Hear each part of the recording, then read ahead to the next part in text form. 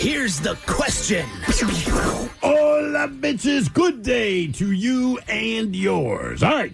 Today is the day that we play Big Dummy, the game show that rewards you for your stunning ignorance. And here's how it works. You call us. We will spin the category wheel. Ted, that's cute. We will spin. Yeah. You know, last week you weren't here. Mike nailed it. Oh, I'm did just he? saying, when you weren't, right when I said it, that wheel spun. It's not that hard, dude. I had 2 weeks off. I'm a little rusty. Okay. Thanks, I don't know what Mike. the problem is. I got the JMO hangover. But we will spin the category wheel, and then we will ask you a question from that category. But here's where Big Dummy separates itself from your average, more reputable game show. We will continue to ask you questions until you get one right. Because, as always, we want you to leave here smarter than you showed up. Now, so far this year, our biggest dummy is the lovely and talented Robert, who thought overreaction was slang for sex and answered 12 consecutive questions wrong. Can you do better? Of course you can. Everyone else has. So give us a call.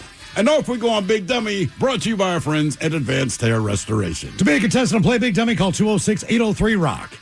Like the Men's Room on Facebook, follow us on X and Instagram at Men's Room Live. Send those emails to the Men's Room at KISW.com, and I'll watch the show live on YouTube at KISW Rock. All of the shows, away we go. Welcome to the 21st Amendment season, episode number 4,577.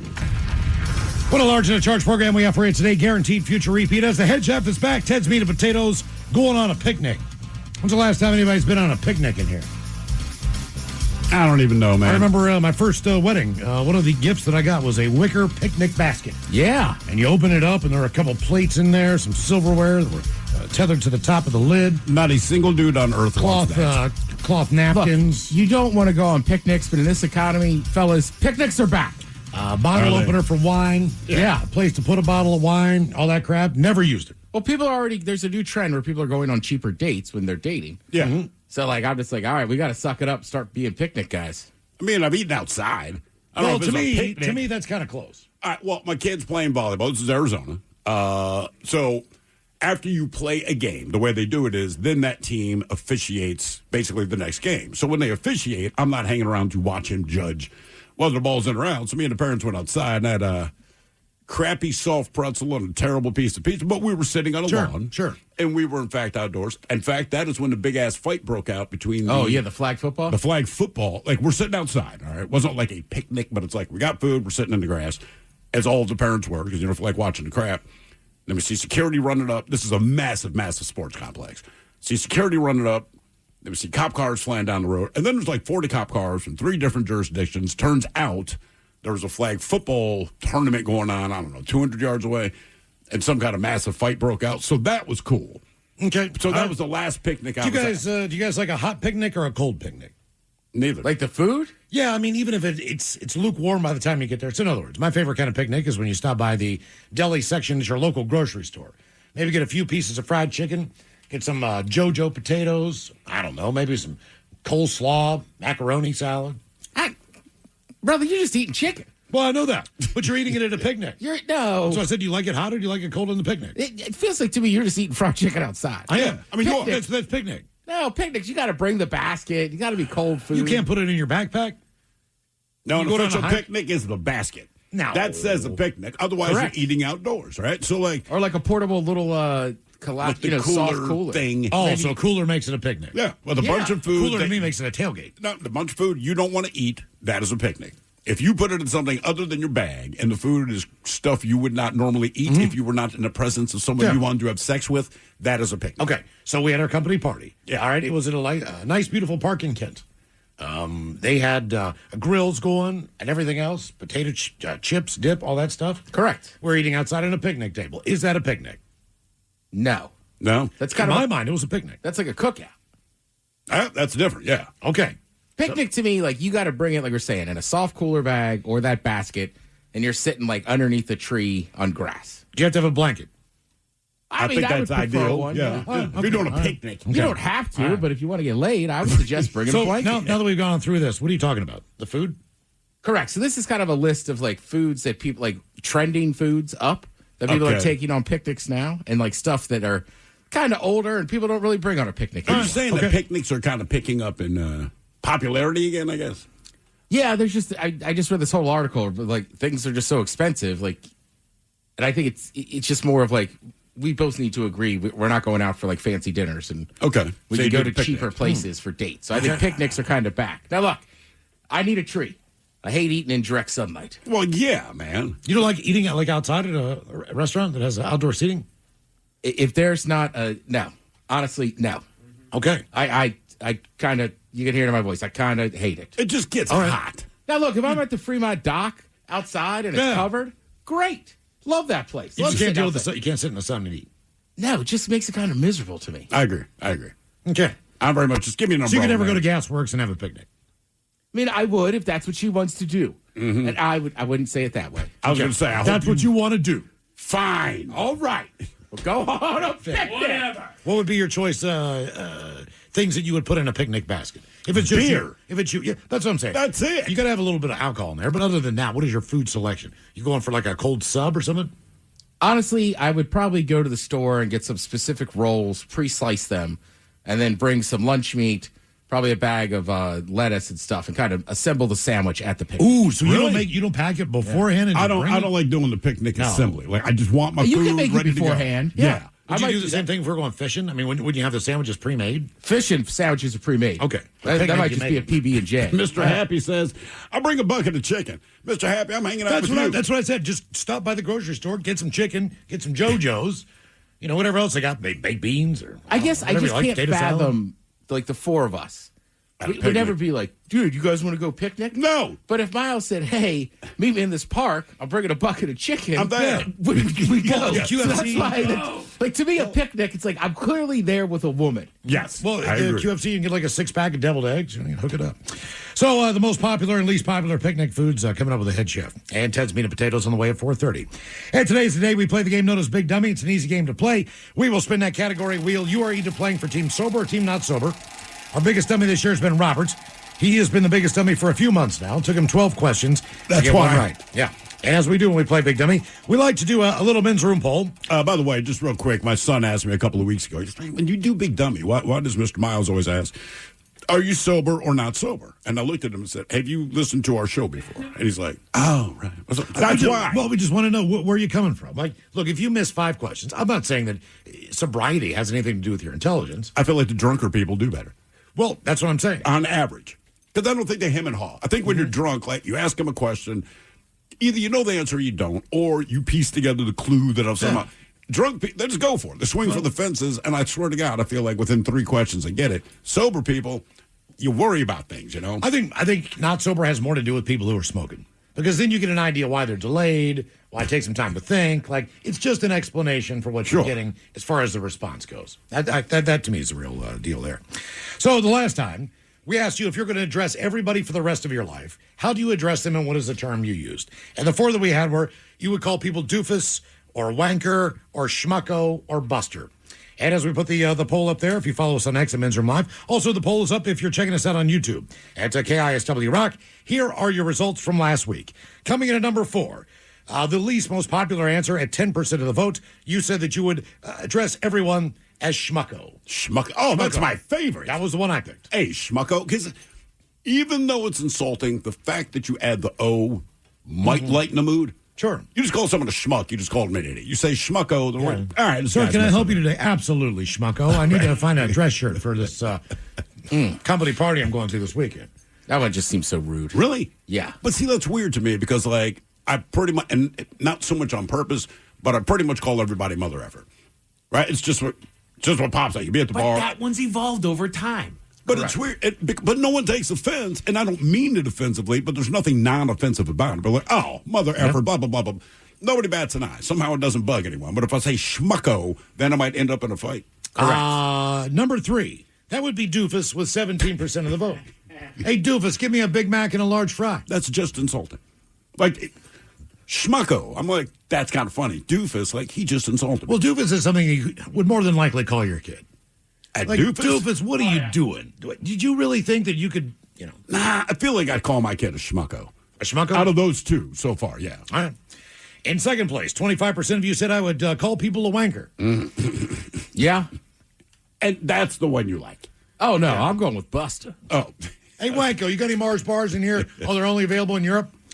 And number one would be... they're smaller now. Buster. At 47%, you said you would call people Buster. Yeah. I don't know, man. I feel, what are you, 97 years old? Sounds that way. Or 6. I feel like one of those. I think you got to put C in front. See, Buster, what we need to do here is go downtown and have some fun. See, I just think of like mid-90s rap. They use Buster a lot. Buster Rhymes? Sure. No. Like, That's Buster. I know. Right. It's like this not the bark-ass Buster. So today on the poll, now we're going to move on to the world of dating, whether you're married or not. This is hypothetical, doesn't matter. Whatever you say, Buster. But here's your choices quiet, schmucko. on the next person that you go out with, okay? So the next person... You might already be with this person. Yeah, they're going to have one of these qualities, and you just need to accept whatever quality you're going to pick on today's poll. Okay, so you're going to date one of these types of people. So the first person that you're going to date is a loud chewer. Mm-hmm. Someone who chews with their mouth open. They smack their lips. Some people hum when they're loud chewers. My Uncle Eddie, he cannot eat anything without... The thing is that you really have a hard time concentrating on eating yourself in this environment when you are with him. That's why I know he does it, because we're all sitting down for dinner, but the only person I can look at is him. Forever. That's what he does. Loud chewer, open mouth, talks while they're eating, the whole deal. You know this person. They are in your family. I've got a few of them that I know right now. Yes. But I will not say that because sometimes our YouTube videos pop up on the Facebook feed and they watch them. I found this out recently. Yes, you know that happened. Well, you don't have to tell everyone. I didn't say your name. Right. Who we make mad? Oh, God. It doesn't matter. You name it. I've been divorced twice. Who haven't I? Number 2 on the list, okay, of choices you have is... Trust me, my in-laws have asked my wife. They've said, do you get used to him bringing you up on there? And she's like, look, for the most part, it is what it is. And she's like, if there's an issue, I will address him when he gets home. Mm-hmm. I'm like, that's how it works. Or she'll just test him live on the air, like she did. Yeah, earlier today. Hey, that's great. I'll tell you off air. Yeah. Number 2 on the list, you're going to date someone that has a lisp. And we go back to our own the Ted Smith and his time eating an Outback Steakhouse. Oh. What? Yeah. This is who you're going to date. Right. So real quick, I've told the story a bunch of times. Years ago, we're at Outback Steakhouse. The poor girl has a lisp. Yeah. My Uncle Phil, I don't care if I'm calling you out, Phil. He's sitting next to me, right? So and you got to understand, I haven't been to an Outback in a while, but they were always very good about explaining all the different seasonings and steaks and this and that. So then he's like kneeing me underneath. I know he's going to start in, and he keeps asking her about sodas. Since went through all the sodas, this and that. It was just like, and would they have a 7-season shrimp or something? Yeah, I mean, just everything. He just like scanned the menu, it seemed like, and asked her everything. And then also, like, it's a steakhouse. Like I feel like for a lisper, that S is the hardest one. Welcome to Outback Steakhouse. Yep. Also, just recently, I asked a woman what her accent was. Oh, yeah. She said, I have a speech impediment. Smooth. Where was she from, do you think? The Seattle metro area. Yeah, okay. Right. Seattle. Yeah. The other problem I have is I grew up in Snoqualmie, but now I live in Seattle. Yeah. Squim. Yeah, there's a lot of S's around here, man. You'd be screwed. Squim, Snoqualmie, Seattle. Silicone. Shout out to Silicone. Snohomish. Spokane. Copper River Salmon. Number 3 on the list. Pacific Salmon. You're gonna date somebody that has Tourette's. Now this could be a. That's what I took, man. No, that's gonna be fun. Why? I hope she yells wild ass. What if you're? And then when people go, I'll be like, she has Tourette's, dude. Because you can explain that one away, right? The lisp, people are going to look at you like you're dating this chick. The other one you brought up, like you can explain all of these, except for loud chewer, because they've been told. Okay, but Tourette's you can explain in front of them. You don't want to have to call out someone with a lisp who has a lisp to tell other people they have a lisp. You know they have a lisp, but if you're just sitting out there like, bitch, hey man, they have Tourette's. Just let it go. Okay. Tourette's is number 3. The 4th is you've got a third-person talker, someone who addresses themselves in the third person, and that's all that they do all the time. Steve finds that annoying. Mm-hmm. Yes. Mike can't stand that. Steve would like the seasoned steak with shrimp. Who's Steve? That would be me. Right. What if they have a lisp and they speak a third person? Steve would like the 7-spice shrimp scampi. Mm-hmm. Third-person talker. How many third-person talkers do we know? I feel like I knew one. mean, I feel like sometimes I knew people that would do it sometimes, but not all the time. Yes. Was it situational? Yeah. Okay. Like we said yesterday, situationally. But generally, you got to think a little more highly of yourself to do it. I only do it in the bedroom. Steve loves what you're doing. Talk about Chuck Berry. Exactly. Yeah. Do that to Chuck. If you see his sex tape, he refers to himself in the third person through the entire thing. Quite a bit. Yeah, get on up on Chuck. Yeah. Like, you are Chuck. Yeah. She knows who you are. Mm-hmm. You're paying her. Why do you keep referring to yourself? Exactly. Yeah, Gary. Don't let Chuck scare you. I think, God, I kind of That's his quote. I kind of want to try that now. Not fart. Ted loves this. Yeah, just like, oh, Ted's loving this. Yeah. Ted likes what you're doing. Ted loves the Blue Chew. We ever found anyone that's going to do an endorsement for you on that? Yeah, come on, ladies. Line up. Oh, yeah, it needs help. Hi, I'm Tammy for Blue Chew. One night, Blue Chew Gold. I'm out of the local, quote, watering hole. And Ted gave it to me. Yeah, and one thing leads to another after an order of mini corn dogs, and we end up sucking face in the parking lot. After he had 2 NASCAR spritzers. He said, hey, babe, you want to jump in this Acura and head my way? Did just get my car back this morning. Doesn't have a radio, but, I'll sing. Damn. Yeah. You like Irish pub songs? Can I have a piece of your gum? No, it ain't gum. Ted, I'm going to be honest with you. That would be the greatest thing that's ever happened to Blue Chew. They're like, dude, that commercial Seriously. you did? Yeah. You get a testimonial from someone else like, You oh my like God. a politician at the end. I'm Ted Smith, and I support this message. Just let her do the whole 50 seconds, and you just come on at the end and tag it. Yeah. Really, I don't even smoke. I need to say What do you tell him? Tell him Ted sent you? Yeah. What's the code word to get like Code Ted? Get 60% off. Tell him I Ted think said. it is code word Ted. Is it? Or is it KISW? What is it? I don't know. I'd have to read It's been a minute since we did I that know. one. We I got to recorded check. a while ago. I hope it's Ted. I do too. That's so weird. code word As a Ted. dude, like, Ted. Because I don't want to think of you if I'm getting Blue Chew. I had never been on a waterbed until I met Ted Smith. I mean, they dissolve under your tongue. Really quite convenient. I got a vibrating bed now, you know it? I said not. Yes, I do. Oh, well, you got that fancy Ozzy Osbourne cologne. I know, man. Hook him up with some Blue Chew. I'm going to bring that in tomorrow so you guys can Yes. yourself. Should I bring it in? We want to smell Ozzy, man. All right. We got to go out, Miles. Yeah, no. You hit me with a couple spritz, I'll slide you a couple Blue Chews. We go dominate. What if I have to do the endorsement then? What if something good happens? This used to be Ted's, but now it's mine. I beat him to the punch.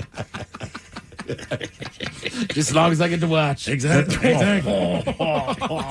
Ted wants to watch. Yeah. It's our poll. Speak in third person as you watch Miles as Ted thinks this is sexy. Ted wants Miles on top. They're now. wasting gum. Ted glad gave Miles Blue Chew. So our men's room poll, you're going to date one. Will it be Some interesting DMs in the next couple days. will it be a loud chewer, a person with a lisp, Tourette's, or a third person talker? There's your poll. Vote now if you follow us on X at Men's Room Live. Always live on the free Odyssey app. Text the guys at 206-803-ROCK from the Pinky's Plumbing Studio. You're in the men's room. Get a little time during the show. I'll throw some money for the Mary's Place and Cakes for Kids. Yeah, man. A couple weeks away, we'll have Cakes for Kids Day. We're trying to get about $20,000 to get enough money to give all the kids there at Mary's Place the chance to walk into school with a brand new pair of shoes that they get to pick. Yeah, man. And school's coming up, and as a parent, yes. Exactly. And so they will distribute the funds to Mary's Place for Cakes for Kids. And basically, anything over the top of that goes to classroom essentials for the rest of the year. Oh, nice. But either way, I mean, it gives the kids the confidence they need to go back to school, feel good about themselves, and a brand new pair of shoes. And they get to pick the pair of shoes they want. That is the key. So anything helps. If you could donate a little bit now at KISW.com. All right, the game is a Big Dummy 206-803-ROCK. Steve, who is our first contestant, ready to play the big game. Jesus H. Hello, Jesse. Welcome to the men's room. Hola. Jesse, are you sober or not sober? I'm sober. I'm at work. All right, Jesse, welcome to Big Dummy. Okay, our men's room poll, Jesse. You're going to date one. Someone who's a loud chewer. Someone with a lisp, they have Tourette's, or a third-person talker. I'm going Tourette's all the way. I think that's going to be a popular one. Tourette's all the way. All right. Yeah. I don't think I've ever met someone who had Tourette's. I've never actually met them, but I've been in the presence of someone who had Tourette's. Oh, really? Yeah. Okay. Yeah, and it's so obvious what the situation is. And you see the parents kind of freaking out. It's like, dude, we're at a restaurant. But I'm like, everyone here understands the situation. Don't worry. Wasn't there a dude in, what was it? It was something like an award show in England, maybe? Oh, didn't he drop the N-bomb? Yes. Yeah. Correct. Yeah. Oh, yeah, the guy won. He gets up there and he just starts screaming from it. Well, I think he was there based on a documentary about the fact that he had Tourette's. Right, and he got an award for being part of the documentary and then started dropping the F-bomb or N-bomb. And I'm like, see, you're a racist with Tourette's. Awesome. I saw a video of a woman with Tourette's that she posted. She was like, my worst nightmare. She got pulled over. Oh, no. And I don't know why, but she just kind of cursed at the cop. Is it something, does it happen if you get nervous or if you're just put in a situation you don't want to be in? I don't know, and I would never, I'm not defending the guy, but I'm just saying, I don't know if the Tourette's, like imagine you just yelled that, and you really don't want to yell it. Man, I know, and I really tried to take the high road on that, but as I'm watching the video, like, look, man, I don't know where your head is at, but like, that's the word. That has to but be that's the why word. with this woman, when the cop got done with everything, just give you a warning, she's just like, F you. I was like, oh my God, no wonder she's scared. Yeah, I would have a card. Like, listen, I might just carry one. All right, Jesse, here is your question. In what decade did Alaska become a state? I have no clue. This hazard a guess. I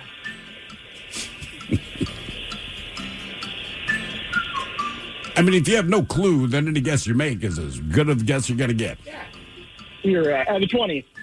That was a stupid answer. Was it the 50s? 1959. Okay. So that's one of those deals where, like, my kids like to make fun of me for being old. I'm like, I am. But I'm like, look, man, there were 50 states when I was born. There's 50 states when you were born. There were either 47 or 48 states when your grandparents were because born. when Pearl Harbor happened, Hawaii was not a state. It was a territory. Correct. Yeah. So, but they were both the same year, right? I believe so. Yeah. I think they were both. So it had to 59. be after that. All right, Jesse, your second question. In the Foreigner song Hot Blooded, the singer has a fever of what temperature? In Celsius. I'm kidding. 100 degrees. What? Close. What'd you say? He said 100. 100 degrees? Oh, 103. 103, man. He's hot-blooded. You can check it and see. Got a fever of 103. Come on, baby. You can do more than dance. I thought it was degrees. Hey, Jesse, just hang out for a little bit. We'll do a double shot of Foreigner coming up for you. Double shot. Double shot. It's also what Vince got the bill cut back to in Kickstart My Heart. Is it? 103. 103. I guess that's the go-to. It's easy to rhyme. All right, your question. Where in your body would you find the hippocampus? The hippocampus. Let's go with the neck. Brain. The brain. The brain. Not saying your brain is not in your neck, but it shouldn't be. Neck brain. What is the shape of DNA known as? Oh, yeah. Why do you say it like that? Give me a second. I know. 'Cause I know it. So I'm very happy. Very happy. I actually really want Ted to get this one. A helix. It needs a little more. A little more. It's like twice the helix. Right. How many helix are there? Oh, gosh. You got a blue chew? You got the hard part out, dude. Yeah. There's a word before helix. Just up the helix. I'm drawing a blank here. It's a double helix. Double helix. Question 5. It is funny. There's parts of the world where there's some of that stuff in caves. Double helix. Double helix. What do you mean? Stuff. Well, like DNA and like that, we didn't discover all that stuff till like, what, recently? Yeah. So then you go back and you look at South America and some of these caves and stuff. It's like whatever they were doing, They figured it out. they knew something. All right. Yeah. It's weird how that works. I thought you were saying there were just a bunch of DNA in the case. Yeah. I was like, yeah. No. They're just, you've seen like where like they draw stuff on walls and Yeah, everything. I never It's just- realized it's it's a just double wild to helix. me. Yeah. I'm like, who doesn't know this? Come on, man. All right, your question. In what city was Martin Luther King Jr. killed in?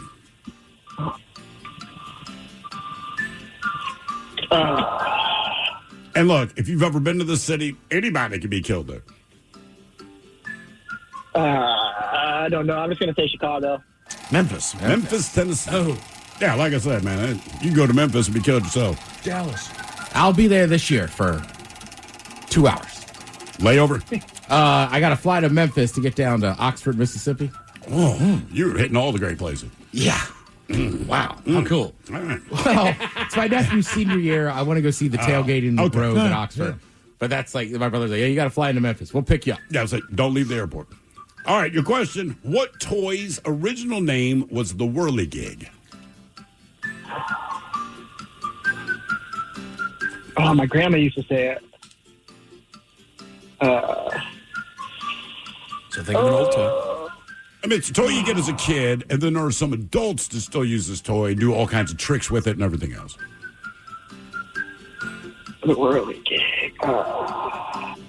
Yo-yo? Boom! Got it. You Nice got job. it, man. All right. Very good. Were Jason. you already good at the yo-yo? Yeah. Oh, yeah. Really? I used to have a couple Duncans. I used to have a butterfly, had the regular one. The I original. sucked at all of them. I don't know what my brother could do. Oh, a few dude, I tricks. could days. Do you think you can still do? I have one in my tricks? pocket all the time. Oh, I can do a few. All right. I can walk the dog and all You that got crap. see? I couldn't do any of that. I was happy the thing snapped back in my Overhand, hand. underhand. I can do the hanging man. The Oh, swing. yeah, I know what you're talking about. I just couldn't do them. We need to get your yo-yo. I'll order one. It sounds stupid, but I'm always fascinated by watching people that can do actual yo-yo tricks. Game is Big W 206-803 Rock. Hello, Tom. Welcome to the men's room. Hola, gentlemen. Hola. Team Sober Tom. Team sober, and I'll take the loud chewer. Oh, okay. Oh, dude, Here's why. Because that's really kind of a limited time. The rest of them could be at any time. It could be more embarrassing. You know what, man? I like how your brain works. Like, strategically, it sucks, but you only hear it when Also, you're eating. Tom, you could eat in front of the television. That way you have a volume control. Yes. You know? Exactly. Maybe drowned it out. Are there any dudes that are that allow chewers that happens in intimate moments?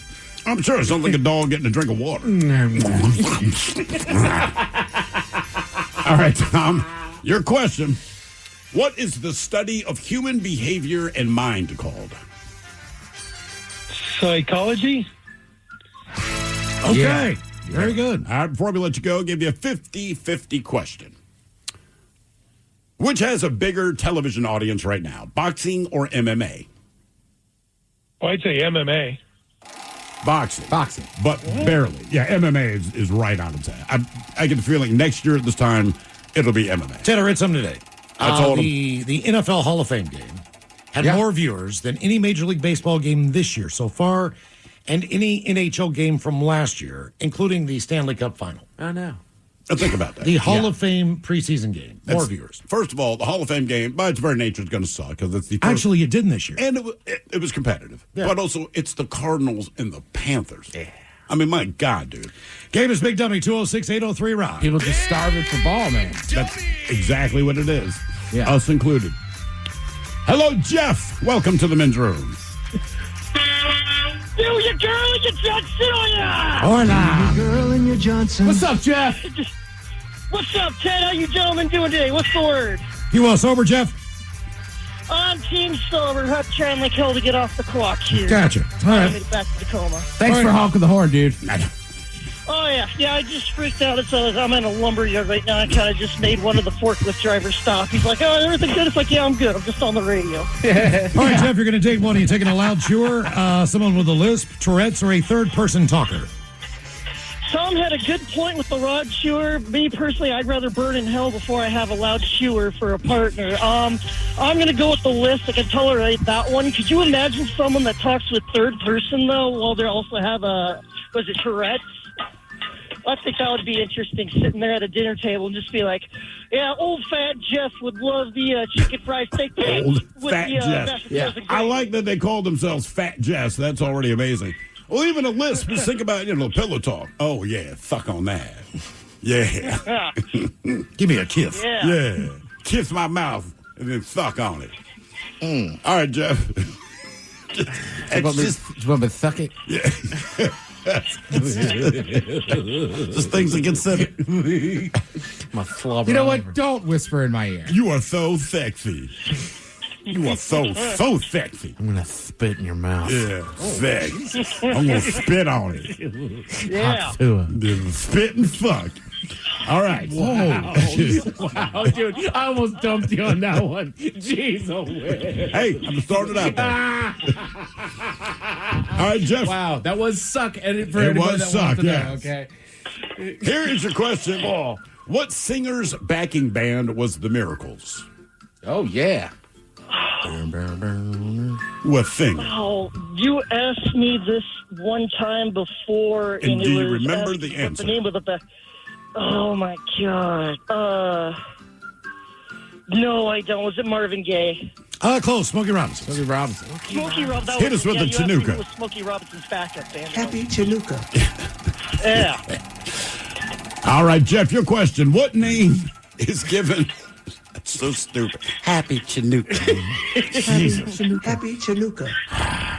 Your question. What name is given to the speed at which airplanes produce a sonic boom?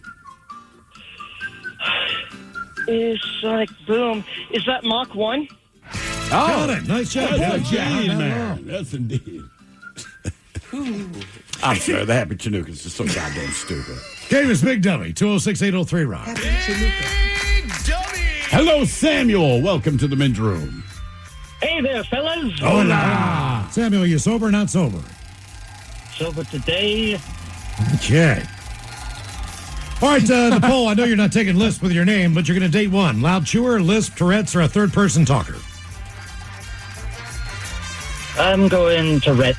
Tourette's. All right. Oh, fam, that's disappointing. Why's that? Oh, fam, let's climb between the seats. All right, Sam, here's your question. What singer played the lead role in the TV show Moesha? I give you a hint. Ray J's sister. I've actually never heard of that show before, to be honest. I think it was based in Baltimore, wasn't it? That I don't know. So you're right. It is Ray J's sister. Ray J known for having sex with Kim Kardashian in the initial Kim Kardashian sex tape. And It is nothing also, she has a name that's also an alcoholic beverage. else. Jack. Jose? I don't know. I'm going to guess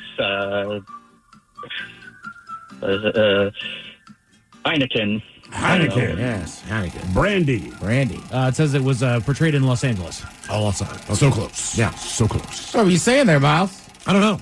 Well, it's No, I know Is what she it not is. from, Yeah, it must be in Baltimore, No, is she huh? not from Baltimore, maybe? I thought there was a Baltimore tie to that show. Portraying the daily life of an upper middle class black family. Look, that's the entire description. They're black. They're middle class. Enjoy. Thanks. Okay. Well, Miles had them all got just that. living in Baltimore. Lower middle class. Fridays at 7. I wish it was a massive show. If her name were tattooed on her neck, I would say Baltimore. You could identify any woman in Baltimore. Like, oh, there's her name right there. Also, they have a necklace that says the same thing. Yeah, in case you couldn't read the neck tattoo, look at the neck. And in Ray J's defense, he did have like one or two kind of big songs. I know. Yeah. But that's not why you know him. He's got a lot going on. He's still in the hospital. For what? I don't know, like a few months ago, he said he was dying. Oh, Jesus. And then he was in like a celebrity boxing thing. And then he got After he was dying. correct, but it's Ray J. So Right. it's who hard. knows? It's hard to take everything he I'm says. dying. serious. I'm in a box. Yeah, All right. exactly. Your question, what comedian provided the voice of the Aflac Duck until he was let go in 2011? R.I.P. Rest in peace. Rest in peace. Gilbert Gottfried. Very good. Very good. Yes, indeed. What was that caller's name? He was a Samuel. Samuel. All right. Game is Big W, 206-803 Rock. He had an interesting way of talking. Just wanted to put that one in the old head there. Every time I hear someone who talks like that, it reminds me of Les Claypool from Primus. Because it's hello, fellas. Right? I mean, just, what's shaking? Hello, Joe. Welcome to the men's room. Hola, Betula. Hola. Sober or not sober? Oh, still not sober. Not sober. Okay, very good. Yeah, no, I was started sober, but I've been on hold for a while, so there we go. That's our fault. We know. Yeah, it's us. All right. All right, you're going to date one. Are you dating a loud chewer, someone with a lisp, Tourette's, or a third-person talker? I'm going to take the lisp with the tongue ring and, yeah. A tongue ring? That's as much as we need to know. Yeah. Never heard of a It tongue sounds ring. like you're describing a specific woman you know with a tongue ring and a I have to lisp. say, I think the image is already in his head. That is I've heard of a essentially nose it. ring. I've never heard of You ever seen tongue ring? No. It's a memory, mostly. I've heard of Oh, a yeah. stud. Okay. So, There's rings, yeah. Oh. I am Sandy. I think if you just have a stud in there, that's generally called a tongue ring. As well. Okay. Have you ever seen an actual ring on the tongue? I don't think so. Oh, really? No. Okay. Holds a straw.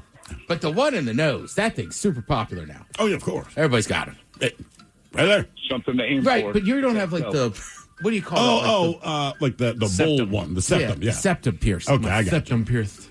Helps with all the sensations. I got that done like 7 times 3 weeks ago. When they were stitching me when up. they're sticking your nose. She's like, have you ever had your nose pierced? I'm like, no. She's sewed right in there. I was like, I'm oh, gonna my let you know, God, that hurts. Even if you have, it's still going to hurt. It hurt like hell. All right, here's your question. What actor played Gilligan on Gilligan's Island? Happy Chinooka. Oh. I can see his face. I can, it's not Teen Louise. His last name is a city. Denver. John Denver. No. Denver. Bob Denver. Ricky St. Louis. Yes. All right, your question. Michael Stipe was the lead singer for what band? Gets good sleep. You keep asking me people's names, and I don't know people. No, I'm telling you his name. I'm asking you what band he sang for. What's that? Men at Work. R.E.M. REM sleep. Just trying to piece it together what you were meaning there. That's a good one, though. That's Yeah. good. All right, what instrument did Michelle play in the movie American Pie? If you've seen it, you know.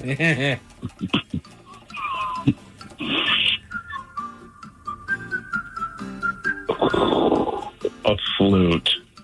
Oh, you got it. Very good. Yeah. All right. That's the greatest line in the whole movie. More of Big Dummy coming up, 206-803-ROCK. Big Dummy, 206-803-ROCK. Hello, Brock. Welcome to the men's room. Hola, bitches. Hola. Brock, are you sober or not sober? I am not sober, but I am the not one playing. My other half is playing. Hey, we're down at Blue Heron. I just got done golfing. Well, good for you, Brock. What's that? I said good for you. That's a good way to spend the day. Yeah. No, we're going to. Her daughter gets married tomorrow. Oh. And so she's always sending to me when I'm playing this game, and she knows the answers, and she actually is way better at this than I am. So okay. All right, a men's room by poll, this. Brock. You're going to date one. Loud chewer, lisp, Tourette's, or a third-person talker? I'm going Tourette's, I think. Tourette's it is. All right. Take her to the wedding. All right, Brock, here is your question. What Hyundai model gets its name from the Spanish word for shark? I want a shark? Mm-hmm. Yeah. I don't know. So think of Hyundai models. So,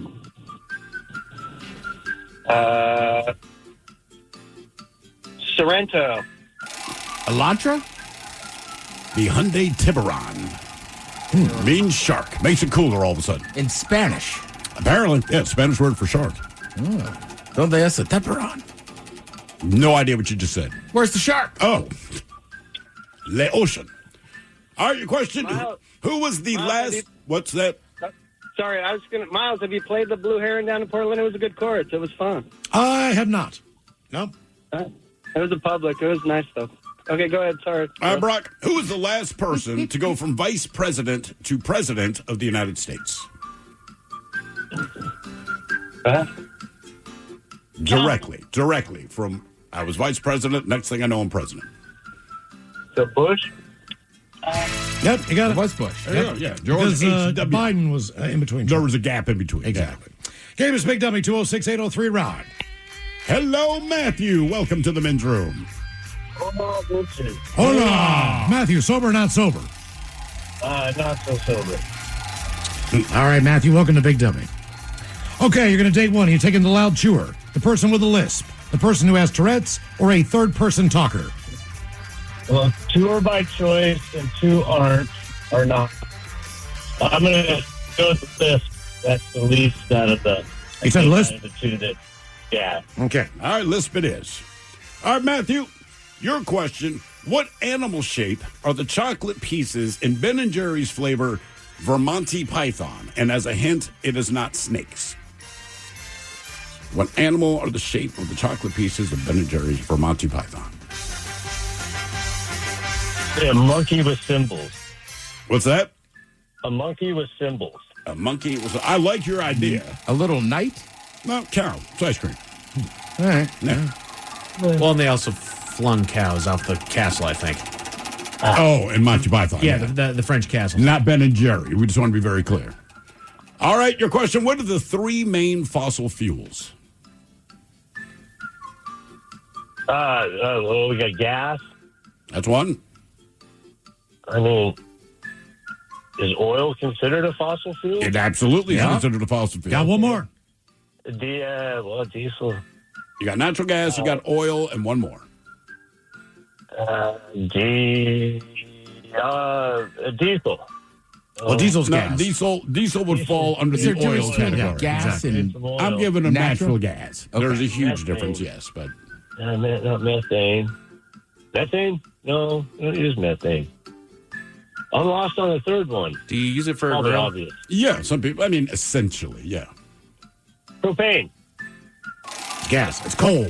So coal, oil, and natural gas. Oh, yeah. All right, your question: what All right. sign of the zodiac is represented by a bull? Oh, that's a Taurus. You got it. Very good. I think that's the only one I know offhand.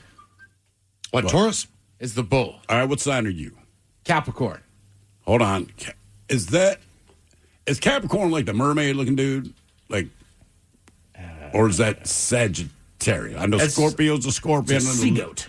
Leo's a lion. Capricorn's a sea goat? Sea goat. What the hell is a sea And Taurus goat? is also a constellation. All of them are. Yeah. Yeah, that's how they base the whole thing. Exactly. Yeah. Game is Big Dummy 206-803-ROCK. Hello, Harrison. Welcome to the men's room. Montgomery. Hola. Hola. Harrison, are you sober or not sober? Montgomery! Takes me a minute to get that one. What do you, was it sober or not sober, Harrison? Not sober. Not sober. All right. Okay. All right, Harrison, what are you picking on the date there? Loud chewer, lisper, Tourette's, or a third-person talker? Tourette's. Tourette's it is. All right. Tourette's honestly sounds like a gum I would buy. Try new Tourette's. Like, ooh, yeah. Then you just start cussing when you're chewing Yeah. it. God damn, this is good. When I was a kid, we got me and my buddy were building a mountain bike jump, and we got chased down by a kid with Tourette's with a samurai sword and a paintball mask on. Jesus, man. Okay. Yeah. Your typical story of childhood. All right. Your question, what were Romeo and Juliet's last names? Oh man, Goldberg. Shakespeare. Shakespeare. At least you had it together. I mean, Come on, ends, Ted. ends in a vowel? One of them does. The other one ends with a T. I have no idea. McGillicuddy and Francisco. Montague. No, it was Montague and Capulet. Montague. Yes, Montague. Was that the name of the tiger that attacked Roy? Roy? That was Manticore. It was it Manticore? Something like that. All right. Montague. Proving the tigers will eat fruit. Manticore. Yeah, I was right. All right. All right, your question. How many federal holidays fall on a Monday? Ooh. Depends on the year. 3. I think you got it. No. Oh, 4. Got 4. Martin Luther King. 5. Five. So I have the Right. federal holiday because Thanksgiving is going to be when it is. Well, a Thursday. MLK, President's Day, Memorial Day, Labor Day. Labor Day. And? Columbus. Oh, yeah. Oh, they got rid of that. Well, they replaced it with another name. Yeah. Still a federal Indigenous holiday. Peoples Day. Yeah. Yeah, when I was in Ireland, everybody's all fired up because it was a bank holiday weekend. So was there any reason, or did they just declare a bank holiday? Like, in other words, was there another holiday on top, or I'm not sure. because they say bank holiday a lot out here in Europe, but there's no holiday attached to it. It's just a bank holiday, and I'm like, wait a minute. So you guys just like have the day off because you do? Well, I mean, it's kind of like some of our national holidays. Like what? Well, like Labor Day. Sure, but we We say kind of attach something to it. I Yeah. think they just call them bank holidays. I got you. I'll tell you what. The point of this is we had the conversation so much, people kept talking. I said, it's a goddamn national holiday. Can we stop talking about it? Well, I don't understand it. You're not moving here. Right. Don't worry about it. Shut up. Yeah. Get the day off. Say make friends. Shut up. You don't know F all about anything anyhow, lad. All right, your question. In what decade did the final member of the Japanese army surrender for World War II? A little late to the party. 70s. Got it. That dude made it to the 70s? 1974. I believe he was the guy that was on the island. Correct. And they're like, look, man, I ain't quitting. we know you're there. No one's going to really go look that hard for him because he will open fire on your ass. We're just here to let you know, like, the war's over by everyone else's standards. I want to say in the end, they had to send in, like, the Japanese army because he trusted them to say, hey, seriously, the war's been over for 30 years, man. And they finally surrendered. Game is Big W, 206-803-ROCK. Hello, Corey. Welcome to the men's room. Liquor and whore. Liquor and whore. Corey, you sober or not sober? Team sober. All right, Corey, welcome to Big Dummy. Corey, you're going to take one on our men's room poll. You taking a loud chewer, someone with a lisp, who has Tourette's, or third-person talker? I've heard girls with lisps give good mouth hugs. Okay. All right. I have a T-shirt that says that. Yeah. I've heard it's a little bit sloppy. Yeah. Oh, it's a little sloppy. Thor the thickens. I'm fine with that. All right, here's your question. What is Barbie's last name? Doll. Not bad. Any guesses? Her middle name is Millicent. Her last name is Smith. Robertson. Roberts. Just Roberts. Just Roberts. Yep. Barbie Roberts. Barbie Roberts. Barbara. On the Sir. case. To you, she's Barbara. Yeah. If you go with Roberts, that's government, man. She's Barbara. All right. Well, Barbie's supposed to be an adult, right? yes. All right. Well, she has a Corvette, so she's at least 16. At least 16. Yeah, good point. Well, she has her own house. So unless she emancipated, do we know who her parents are? Ooh. She's got Ken. She's got sisters, right? She's got all these friends now. Yeah, because there's those other little short Barbie shows that have the sisters featured. But they never talk about her parents. They're like Disney, and they were just killed. Did you guys see new Whitney Houston Barbie? It came out last week. That is so timely. What kid is like, finally, the Whitney Houston Barbie? From the She I Want to died Dance with Somebody era. 20 years before I was born. Barbie's parents were originally introduced in the 1960s Random House books and later featured in animated series like Barbie Dreamhouse Adventures. Okay, all right. Named George and Margaret Roberts. Margaret. Well, that's a sexy name. Margaret. All right, your question, Corey. What Marvel superhero shares a name with a character from MASH?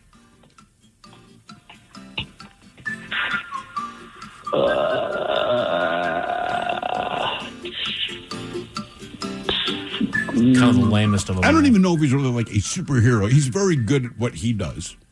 He's helpful, but I don't know that he has a particular superpower.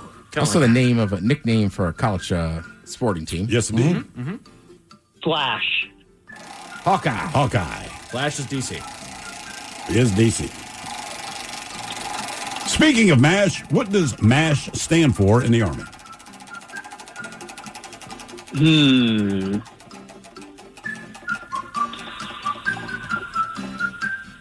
I can't even come up with something. Right. If you don't know, you don't know. Mobile. Yes. Can't figure out the A. Surgical, figure out- surgical hospital. Is that the What last two? branch of the military? I'm sorry. Mash? Did you- Army. Yeah, you couldn't figure out the A? I didn't know. You got mobile surgical hospital, but the A. Yeah, that's the one that escaped me. Mobile Americans. God damn, man. Sorry. That is a weird way to get there. Usually everyone else gets I got a the A. crossword puzzle mind. Yeah, that's I'm with Miles. I thought the first word was military. I did too. It's mobile, but he couldn't get the A. Yeah. The A. You scare me, man. I know. I just can't get the A. God damn it. It's this Army Surgical Unit. What is it, man? I didn't know what branch of the military they were. All right, your question. What was Mahatma Gandhi's profession? He was not a barber, and he was not a chef. Gandhi. Was he a teacher? Not a bad guess. Believe it or not, Mahatma Gandhi was a lawyer. No. Makes sense. Are you going through a divorce? I'm Mahatma Gandhi. Call my law firm today. If you've been injured, All right, your question. What common object has two poles as a result of Amperian currents? Sounds much more complicated than it actually is. Give the question again. What common object has two poles as a result of Amperian currents? A magnet? Boom. Got it. Nice job, Corey. That is how magnets work. Davis Big Dummy, 206-803-ROCK. Hello, Matt. Welcome to the men's room. Licor y putas. Hola. Hola. Matt, are you sober or not sober? Sober, although I just cracked a men's room IPA. Okay, Good for you. excellent Excellent work. Men's room poll, you're going to date one. Loud chewer, someone with a lisp, Tourette's, or third-person talker? Tourette's. Tourette's it is. All right, Matt, here is your question. What cards do you have if you have a big slick in the game Texas Hold'em? Ace and a king. Damn. All right. One and done. Oh, man. You know, we're talking today, Matt, not that you care, but we have a Texas Hold'em tournament coming up. Is it next month, I believe? Yes. It is next month. All right. It's going to be a fun time. I had a very good time playing last year. I did not do well, but I had fun. But enough about me. Here's your one and done question. Who lives longer, castrated men or men with all their parts? Castrated men. Yes, that's exactly right. Really? By 14 years on average. Oh, yeah. By 14 years. Oh, also they got a higher octave. Yeah. What do you mean? Game I'm is Big still Dummy alive. 206-803 Rock. I feel like if I lost my unit, I'd lose a lot of zest for life. It's just the testicles. That's what I'm saying. Yeah, it's just the testicles. But does my twig still work? I mean, Well, sure. yeah, you just don't feel like using it. You know, testosterone's kind of gone away. You just like looking at it. You got 14 years to say, where are my testicles? I just think I would die sooner. No. Out of depression? Yeah, or just, I don't know, I might weigh 400 pounds. Hello, Kyle. Welcome to the men's room. Fish sandwich. Hola. Kyle, are you sober or not sober? Sure, I get a fish Sober. sandwich. All right, Kyle, welcome to Big Dummy. All right, you know the poll. You're going to date one. Loud chewer, someone with a lisp, Tourette's, or a third-person talker? I think I'd get the most amusement out of Tourette's. Tourette's All it right. is. Same. That's what I'm taking. All right, Kyle, here is your question. Which Mormon founded Salt Lake City? Mormon? Yep.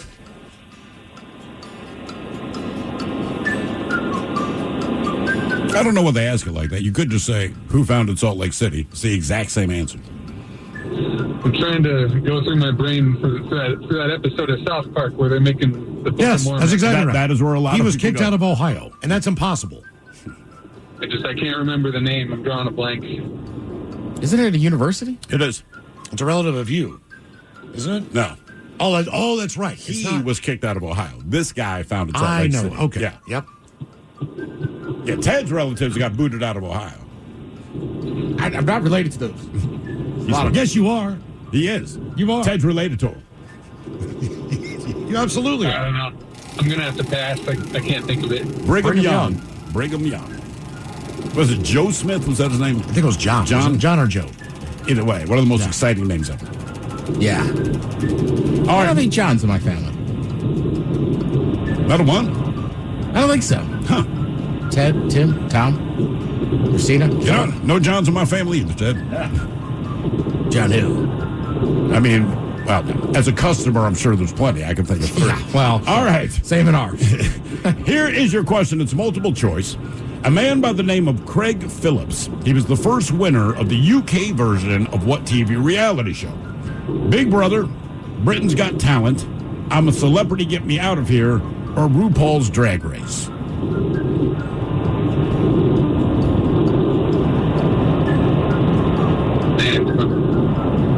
What's I'm that? going to have to take a guess. Yep.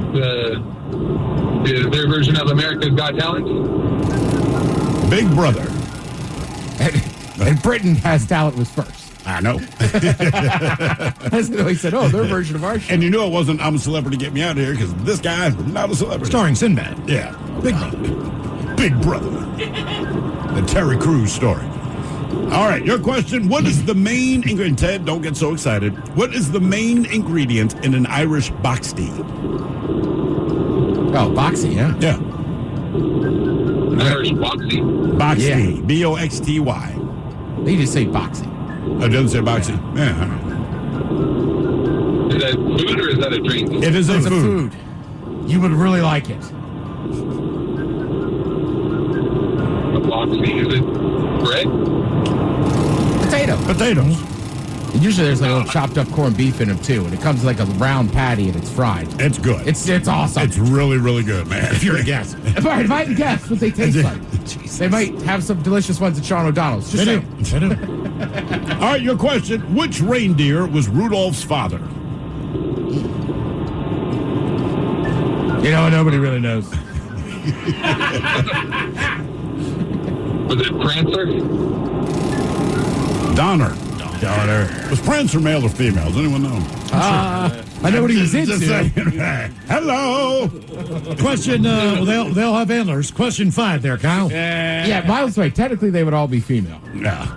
Donners were great parties, though. Your question. How many states begin with the letter W? Oh, hold on. The letter is W. How many states begin with the letter W?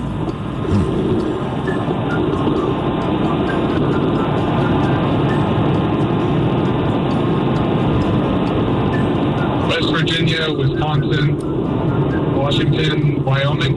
Boom! Got it. Got it. 4. I forgot Wisconsin. Very good. You forgot Wisconsin? Yeah. Okay. More Big Dummy coming up, 206-803 Rock. Always live on the free Odyssey app. From the Pinky's Plumbing Studio, you're in the men's room. Text the guys at 206-803-ROCK. Head Chef coming up. Ted's Meat and Potatoes has the most popular and least popular of the picnic food variety. That's all the way at 4:30 right after the game, known as Big Dummy, 206-803 Rock. Hello, Steve. Welcome to the men's room. Weed and waiting. Hola. Steve, are you sober or not sober? I've been smoking some Gorilla Glue number 4, so not sober. All right, All Steve. right, yeah. Our men's room poll, you're going to take one. Are you taking the loud chewer, person with a lisp, person with Tourette's, or a third-person talker? I think the loud chewer, for the reason the guy said earlier, it's only certain times a day. Okay. I was hoping you say lisp since you have the name Steve. Oh, Steve. It's so sexy. So sexy, sexy Steve. All right, Steve, here is your question. What scary children's book, TV shows, and movie series were written by R.L. Stine? Oh, gosh. Dang it. I know it. Oh. Would you say you were smoking that Gorilla Glue number 4? Gorilla Glue number 4. And What'd they do with the other 3? Dang it. Why am I thinking Shadow? No, I don't know it. Goosebumps? Goosebumps! Oh, you got it. Wow. One and done. Very good. Look at that.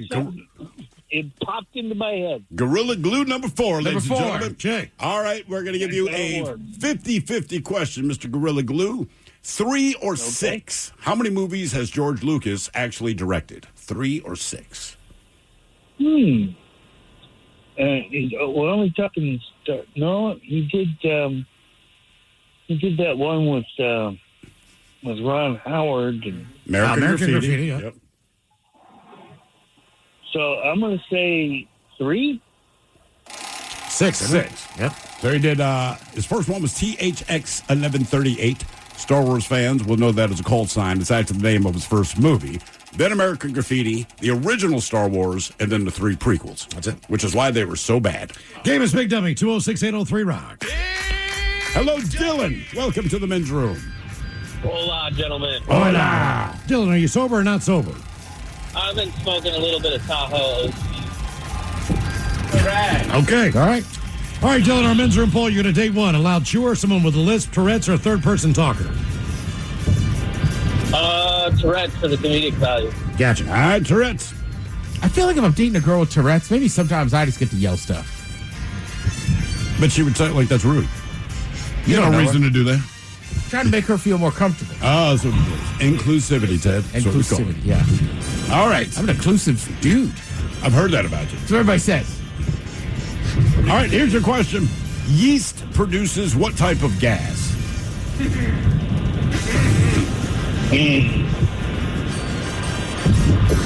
Methane? Nitrogen. Carbon dioxide. Okay. Yeah. Basically, it's farting. That is essentially what happens. Eats the sugar, it farts, it's CO2. All right, your question in the Popeye comics. On what day would Wimpy gladly pay you for a hamburger? I don't know this particular thing, but I'd assume with Wimpy, it's any day that ends in a Y. Yeah. So far, you're correct. Every day? Tuesday. I thought he always had a hamburger. I thought that was his thing. He always wanted a hamburger, but he always had to borrow money from someone to buy the hamburger that he wanted. And if you give him the money, he would tell you, I will gladly pay you on Tuesday. It's kind of like Randy on Trailer Park Boys. He had to sell his body sometimes for burgers. Oh, for burgers? So he's trying to get some burgers. All right, your question. What does milk become after undergoing bacterial fermentation? Nasty. Yogurt? Got it. Nice job. Yeah. I'm glad that's not a sex. Glad they don't name it that. Bacterial fermentation, yeah. Davis Big Dummy 206-803 Rock.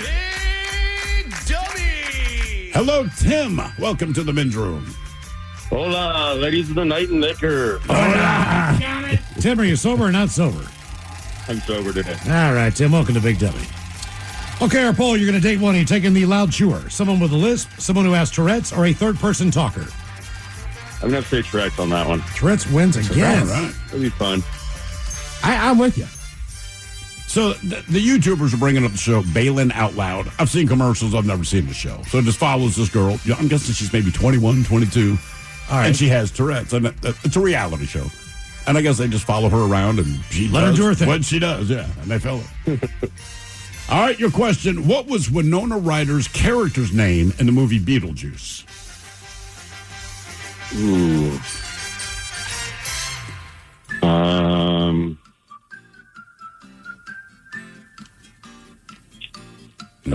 Klepto. Klepto. It's not bad. Lydia. I'm going to have to watch this show. Well, Balin, what did you think she's hot? No. I mean, I don't know. She's fine. She's 21. How do they describe it? I mean, like I said, I've seen the commercials, and obviously the sales pitch is that she has Tourette's, but there has to be something more to it. I mean, than that's I would think. literally it. Oh, It's a show featuring a young woman with Tourette's syndrome on TLC. It stars social media personality Balin Dupree, follows her daily life, family dynamics, and journey towards independence. Okay, there you go. I just think it'd be cool to watch the show. I need enough in one-bedroom apartment. All right, your question. 37 degrees Celsius is what significant or important temperature in Fahrenheit? We as human beings find this temperature to be important. Oh, is that body temperature? Yep. 98? Well, 98. doesn't he have to guess the number? No, it's body temperature. All right. Making sure he knows it's 98. Well, yeah. He knows his body temperature. It's significant. 98.6, by the way. Ted making him show his work over here. I know. Like, good Lord, he got the right answer, man. I wanted to give him a hint. Davis Big Dummy 206-803 Rock. Hello, Gordon. Welcome to the men's room. Hey, guys. Hola. Gordon, are you sober or not sober? Sober.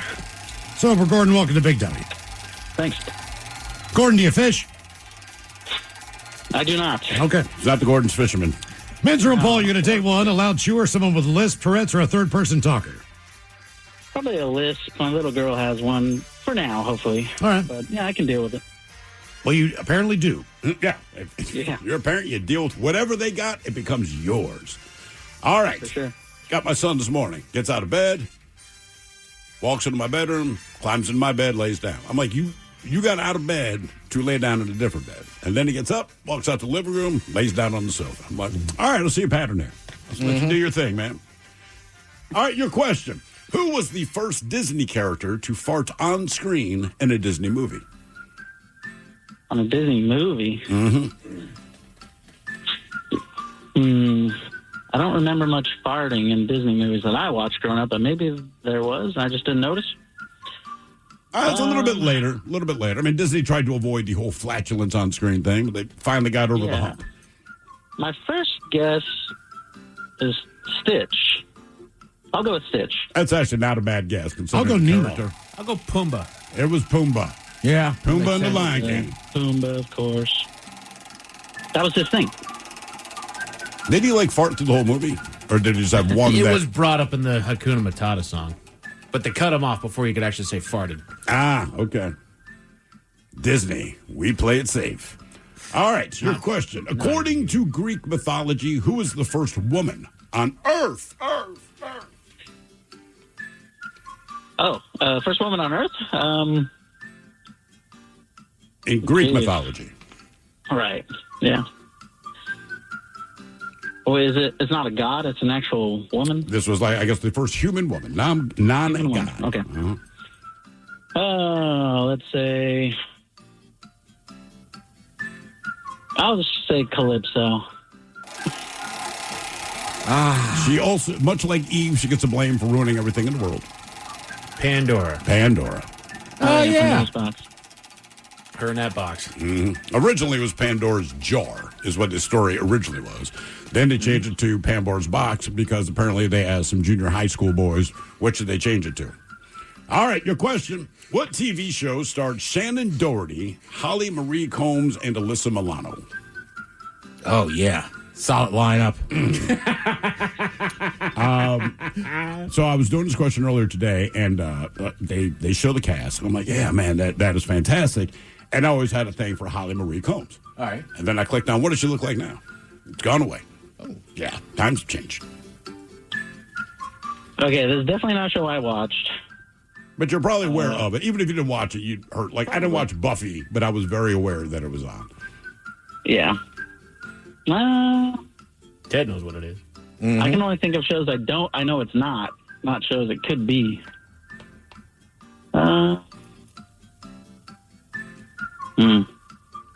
Was it from the 90s? I believe so, yes. Oh, yeah. They were, what's that one? I think they were witches. Correct. Yeah, witches. It's not Sabrina. Some people... No, not Sabrina. It's not The Witch, because that's a movie. It was a TV show, too. It was a TV show, so I'll say Bewitched then. Charmed? Charmed. Charmed, yeah, Charmed.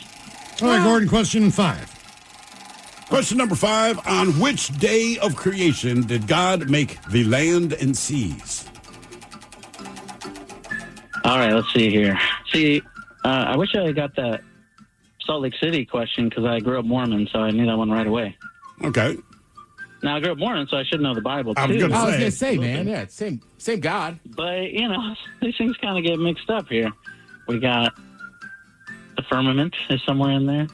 Let's see. Maybe work backwards. The animals and plants. I'll say day 3. Boom! Got it. That was weird math, but you got there. Hey, somehow. Man. Yeah. Just start backwards and work your way down. Game is Big Dummy, 206-803-ROCK. Hello, Dwayne. Welcome to the men's room. Hola, gentlemen. Hola. Dwayne, are you sober or not sober? I'm drinking a cold and smooth Busch Light, Miles. Oh, nice. Tall Busch boy. Latte. Okay, Dwayne. Living large. What do you want to date? A loud chewer, someone with a lisp, Tourette's, or a third-person talker? I think I'm going with the list because I would probably just laugh during the arguments and really make it worse. Or make it better and more entertaining. Yeah. Either way. Yeah. All right, your question. What chemical makes plants green? Envy. Think about Billy Madison. Okay. I know. I know it's not right. I want to say chlorophyll. Chlorophyll. More like chlorophyll. I always get those two mixed up. Everybody does. That's why I can never successfully kidnap someone. All right, you're... You did, though. I did. I didn't need chloroform. I needed liquid courage. Called out. And pepperoni. We're going to give you a 50-50 question. True or false, bananas are herbs? Ooh, I never heard that one. It sounds weird, so yeah, let's do it. Herbs. I mean, yes, indeed. Bananas are actually herbs. Smoke my banana? But I don't think that means what you think it means. But I just say smoke my herb. Yeah, but it's so everything like this. It's kind of like tomatoes being fruits. It's all about how a plant grows, where it does its seeds, what its stems are like, and what the leaves are like, and all the rest of this crap. So believe it or not, bananas are just big ass herbs that we eat as a fruit. Okay. Well, all right. Although technically, any part of the plant you eat like that would be the fruit of that plant. I've had a banana leaf wrapped joint. Oh yeah, how was it? Jamaica. No, here. No, really? you could buy them, right? Because they smoke like a. They smoke like a yeah, plant. yeah, yeah. They're very good. A lot of people very much enjoy them. Yes, I know some of those people. I love them. Game is Big Dummy, 206-803-ROCK. Especially too, it's like I hang out with enough people that quit cigarettes. So they don't want to smoke a blunt because there's still tobacco and nicotine in it. Right. So those banana leaves ones or palm leaf ones are even better. Palm leaf blunts. You know what? I'm going to have to investigate this to see if you're lying to me. Good work. They burn slow, too. Yeah. Oh, that's terrible. Yes. Hello, Squatchy. Welcome to the men's room. Hola, bichola. Hola. Squatchy, are you sober or not sober? I'm sober. All right, Squatchy, welcome to Big Dummy. Squatchy. Okay, you're going to take one on our men's room poll. You're taking a loud chewer, someone with a lisp, Tourette's, or a third-person talker. I'm going Tourette's just for the fun. Tourette's it is. All right, here is your question. Matsusaka, Omi, and Kobe are all what type of beef? Matsusaka, Omi, and Kobe. Are all what type of what? Beef. B-E-E-F. I would say Wagyu. You got it? Well, you got it. One and done. One and done. All right, before we let you go, true or false question for you. True or false? Adolf Hitler had a nephew who joined the U.S. Army during World War II. I'm sorry, U.S. Navy during World War II. I'm going to say that's true. That's weird. Yes, it did. Game is Big Dummy 206-803 round. Hello, Wade. Welcome to the men's room. Ricola. Hola. What's up, Wade? Wade, sober or not sober? I'm drinking vodka. Oh, very nice. Okay. Yeah. All right, Wade, you're going to date one. Taking a loud chewer, someone with a lisp, Tourette's, or a third-person talker. I'm going to go loud chew because I think I kind of do that because I got sinuses and I sometimes have to chew with my mouth open a little bit and it annoys people, but... Does that annoy people? No, it doesn't because you keep doing it. Well, it doesn't mean it doesn't annoy people. It's whether or not you care. Sometimes I just turn my head and chew the other way. That way it's just weird and loud. Yeah, you could, chipmunk it. Right? Yeah. All right, Wade, here's your question. Morello is a variety of what fruit? Morello. What? Fruit? Yep. Well, I know it's Morello. Oh, no, I'm thinking of Modelo. That's a beer. Morello. Oh, man, I'm going to guess papaya? I'll say tomato. Cherry. Oh, Morello cherries. Yeah, so from Rage Against the Machine, ladies and gentlemen, Tom Cherry. Tell me that does not sound like a porn name. Tom Cherry. I'm Tom Cherry. I did have a hint that says it's also an 80s porn magazine. Actually, his name was Buster. Yes. All right, your question. What animal does a hippophobe fear? And it is not a hippopotamus. So what animal does a hippophobe fear? Oh, let's see. Hippophobe. Let's see. Sun spider. Oh, man, you got me on that one. Because I believe a hippopotamus is actually related to this animal. All right. How about a rhinoceros? That's just common sense. Horses. Oh. Yeah. Horses are related to hippos? I believe they are. I believe so. But you can Google it, man. I'm telling you what I think. Could be wrong, but I'm pretty sure they're wouldn't that just be like nightmareophobia or something? Yeah, look, to me, if you're not scared of rhinos or hippos, there's something wrong with you. We should crossbreed them. What, a horse and a hippo? They got a propeller when they poop, so that's pretty scary right there. If I could, I would, Wade. I'm telling you that right now. I know you would, Bill. All right, your question. I know you would. I believe you, brother. All right, which spacecraft was the first to leave the solar system? The first to leave the solar system. I'm going to say it was the Russian Sputnik. Nope, Voyager 1. And I think it's still out there, huh? It's not only is it still out there, it still works. So my brother says he works in the office. There is one dude of all the guys that work for NASA and all the rest of this crap that works with the Voyager 1 because the battery just won't quit. And so if you have a computer now, it's just basically a flat screen. This guy has the big-ass monitor that's kind of he's running yellow. on DOS or something weird. Yeah, because they can't upgrade the computer because Voyager 1 would not understand the current computer language. Exactly. So this guy just sits there in front of the black screen. So it's like walking into like a museum. Basically, except the computer works. Probably got a dot matrix printer. But he's the only guy that works on it. That's it. No one else even really understands what the hell Voyager means anymore. But this guy knows how to interpret the info and all that. But he's like, Kind of a lonely if dude? I'm not mistaken, it doesn't even have solar power or panels, does it? It does not. That's why they can't believe this thing still works. So I'm like, hey, whatever you did there, whatever the battery is, like, recreate that. That would be mine. We need to put those in the Teslas, then, I guess. That would burst into flames on its way out there. All right, your question. At what theater was Abraham Lincoln shot? I believe that was the, not the GM Theater, not the Dodge Theater, but I believe it was the Ford Theater. Yes, indeed. Yeah, there you go. The Ford Theater. You guys ever go there? Ford Theater? Is it still open, or do they just have it as kind of a tourist thing? No, Ford Theater, I believe, is still an operating theater. Oh, really? But you can go across the street to where they first took him, and they have, in like a glass case, the bed they laid him on and the pillow, and his blood's still on it. Cool. It's awesome. I mean, the way People you say throw $5 bills in. I know. I'm just saying, like, if you like that's country like I interesting, do, it's super cool. Yeah, I bet. What town is that in? Arlington? Yeah, DC. Oh, it's in downtown? Yeah. Head Chef coming up. Ted's Meat and Potatoes has the most popular and least popular picnic foods. And we got your emails coming up next from the men's room at KISW.com. We return to the men's room with Miles and Thrill. Going on a picnic with the head chef coming up, but first time for a few emails from the men's room at KISW.com. Oh, you mother. You've got mail. You've got mail. Couple of comments before we get to the birthdays, guys. That lisp story reminds me of when I worked at Costco 15 years ago. There was a guy with a lisp that came in and asked me where the smoked salmon was. He then asked me where the Kirkland Signature Sparkling Cider was at. It was so hard not to bust out laughing. Yeah, what else? Guys, I'm with Miles. When I was a kid, my grandparents used to take us up to Deception Pass and other places, but we would stop at KFC first and get a family meal and then go up there and eat outside. I always considered that a picnic. We also fed potato chips to deer, which I don't recommend, but I was a kid. And as far as Voyager 1, yes, no solar. It runs on 3 uranium decay thermoelectric generators.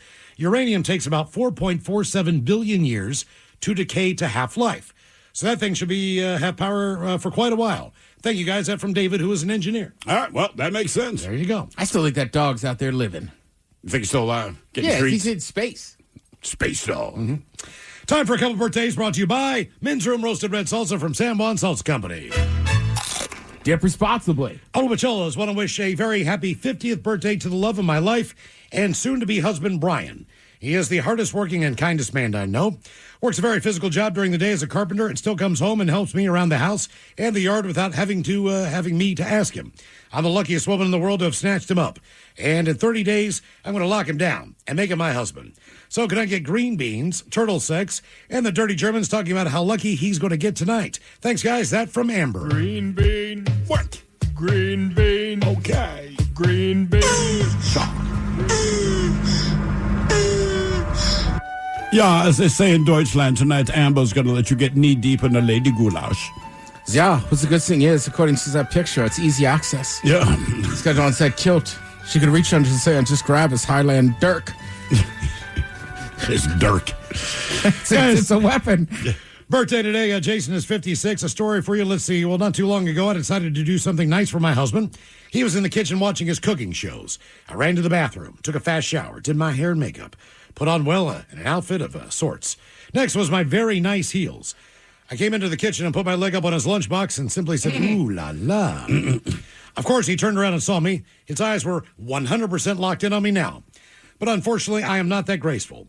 So I hit the lunchbox just right, and let's say the next few minutes was very entertaining, with me trying not to fall on my face. However, I did twist my ankle, bruised my knee, all while laughing. Said to my husband as I hobbled away, on that note, I think I'm going to bed. The look on his face made me almost cry as he said, wait, no ooh la la? No, my love, no ooh la la for you tonight. That ship has sailed. So for his birthday today, maybe I can make a second attempt at the ooh la la.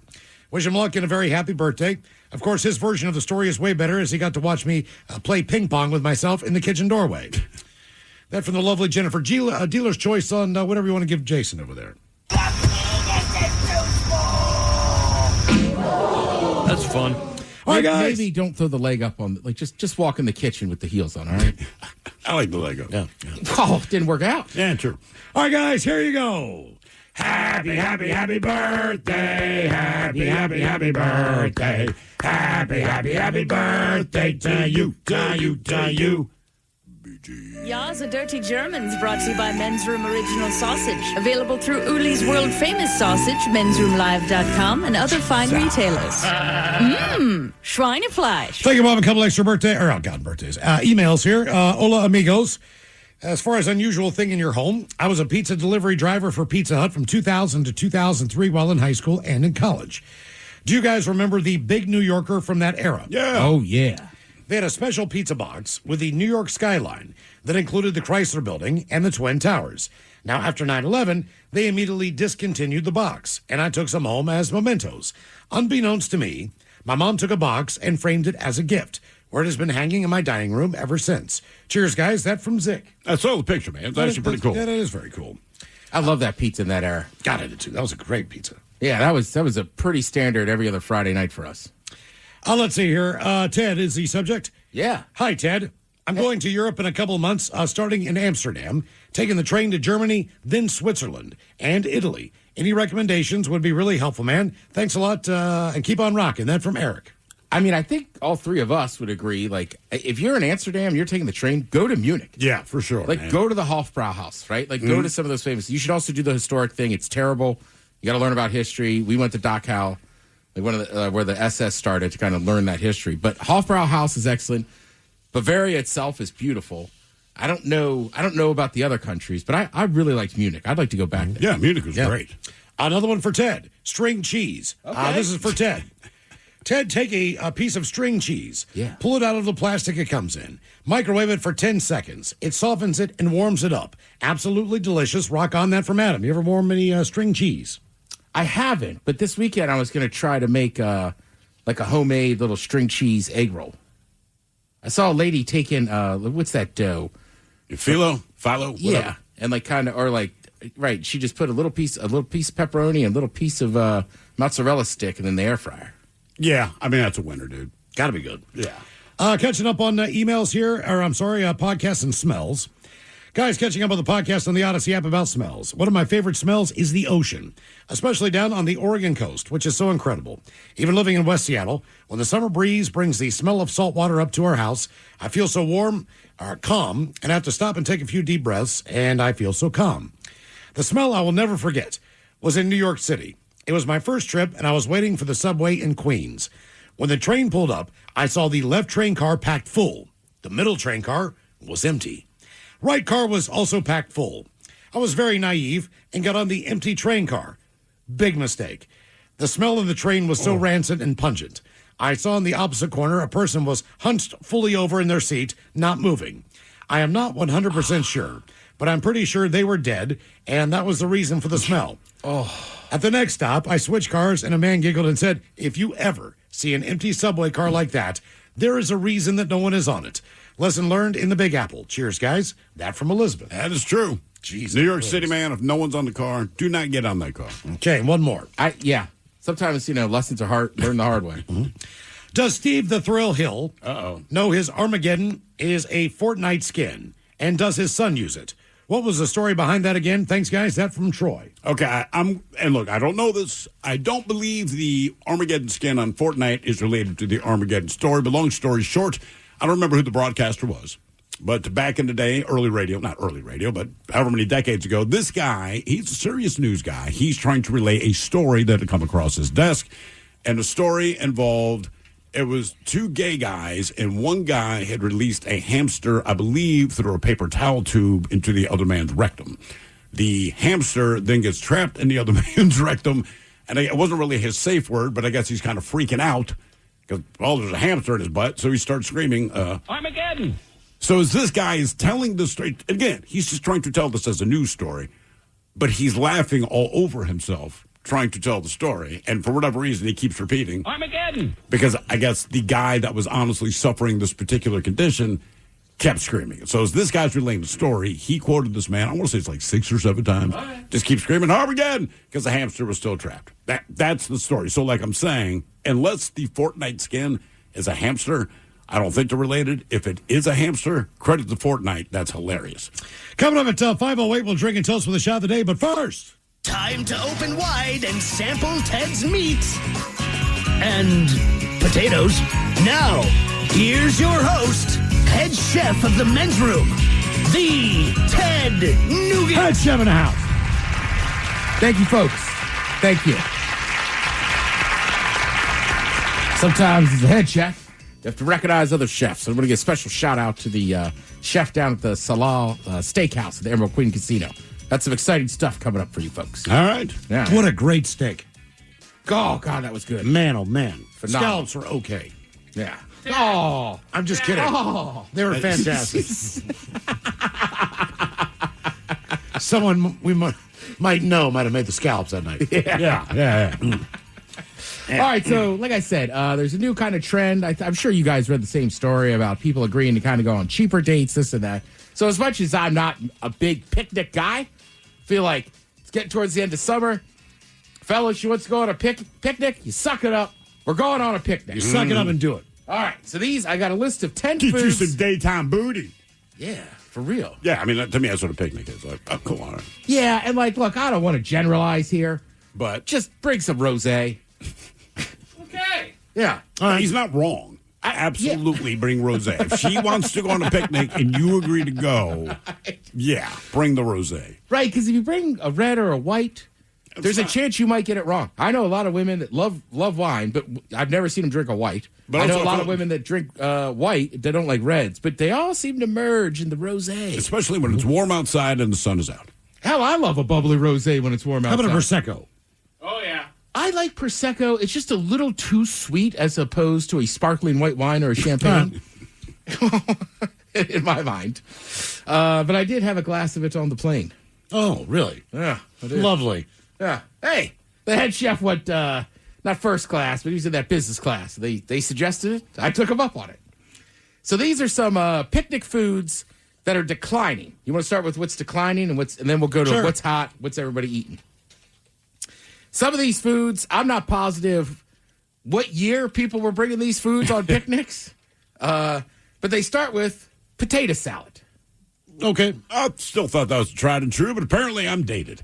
Again, though, I think we're kind of getting caught in between like the cookout and the picnic. Yeah. Right? If we're sitting at the picnic table with Miles's fried chicken, I'll run up to QFC and get us a potato salad. Okay, fair enough. Right? But I feel like a picnic, you're out there longer. Later food, kind of. Correct. Next is mayonnaise. Now, if you're having pre-made sandwiches or you're making a sandwich on the spot, I'm still bringing a little mayo. Yeah. Yeah. Of course. Pocket mayo. I think that means something entirely different. Yeah, well, play your cards right. These are some of the foods that are declining on the picnic list. Cheddar cheese slices. That makes sense. If you're not making a sandwich, I would just never eat a slice of. I would do it in my house. Yeah. It would just be like something that I would present to you to eat as an individual item. Here, have a slice of cheese. Correct. You're right. Eating a slice of cheddar cheese is one of those fridge snacks. And like, even if people were coming over and in a panic, I was trying to make like pepperoni, like make a little ghetto charcuterie board. Yeah. I would take the slice of cheeses and break them into fours. Exactly. Yep. I would just slap down a slice of cheddar. Eat a little meat in there, a little prosciutto. Hey, yeah. Now they say cheese and chutney is on the decline, which seems crazy to me because people love charcuterie. And both of those go in with that perfectly. Right. And on some of the list of things that are trending up, there's meats on there that you need the cheeses to balance them. Agree. Yeah. Otherwise, it's just a meat board. Yeah. Nobody really, yeah. And you're right. The cheese breaks it up, and whether it's chutney or some other kind of relish or fancy on the side, it makes a difference. Mm-hmm. Now, this feels like an attack on maybe somebody in their younger 20s. They say cheap potato chips.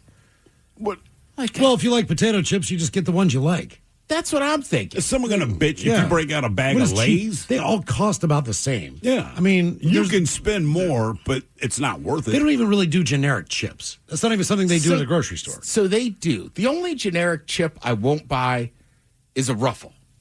And I don't know why, because I'll buy knockoff Doritos. Because Ruffles doesn't make them. Most of the generic stuff is made by a company that you know. So, like, a lot of times you buy generic chips, and you're like, they're not bad, right? Because Lay's made them.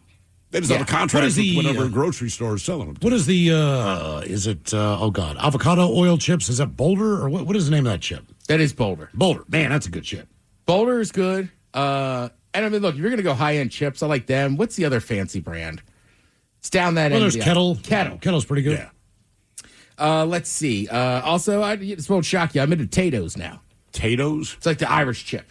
Of course. But there's one from the north, one from the south. You got to find the right one. Again, they say things that are declining. Sliced white bread. The top half of this list of things that are declining, to me, are picnics from like the 50s and 60s. Right. I mean, I don't know who's. Trust me, it all makes sense. Well, trust me. It just seems to me that if someone brought sliced white bread, there are other things that go with it for you to make a sandwich, not just Exactly. Here's a piece of bread. If you brought that with pimento cheese, it would be a hit. Okay, so next on the list is just sandwich spread. Like ham spread or any of those old canned meat things? It's like I'm telling you, the top of this list gets very old. Ham school. spread. Yeah, so you're striking out at that point. Sandwich spread. Next on the list, corned beef. Oh, wow. That's a lot for a picnic. I if like it were a sliced dude corned beef. picnic, I would understand it. If you had rye bread, you can make that. Well, look, you could buy corned beef just already pre-sliced and make a cold corned beef sandwich. Next on the list, cocktail sausages. Fair enough. Yeah. No Vienna for you. I guess. Straight out of the can, Mama. Are you cooking little smokies and bringing them? I don't know. If you're in Vienna, do they have the sausages? They're like, please do not attach our name to those. Dude, one of the nicer places I had dinner one night in Ireland, they had like basically cocktail, like little smokies. And I was like, we got to get them. And? How were they? They were good. They fried them. Huh. Okay. Yeah. Okay. Yeah, I've never had that. Yeah. Then number one on the list of items that are declining for picnics. Viles, you love it. I like it. Pretty sure Thrill and Mike hate it.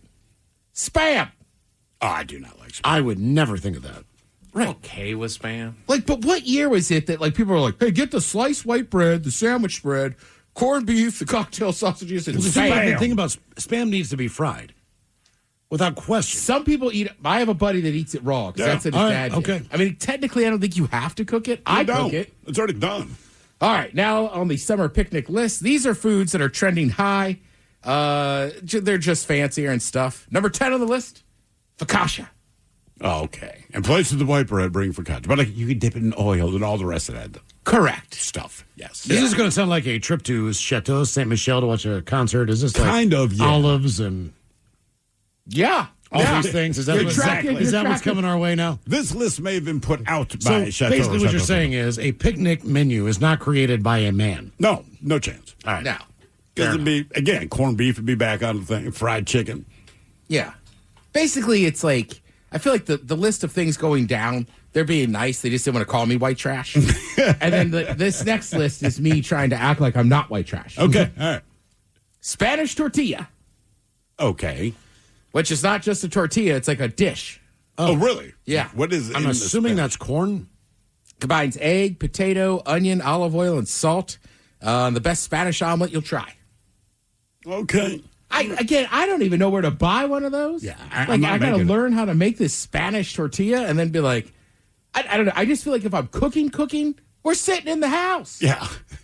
Sounds like meal prep. All right, number 8 on the list. I agree with this one. I love them myself. Prosciutto.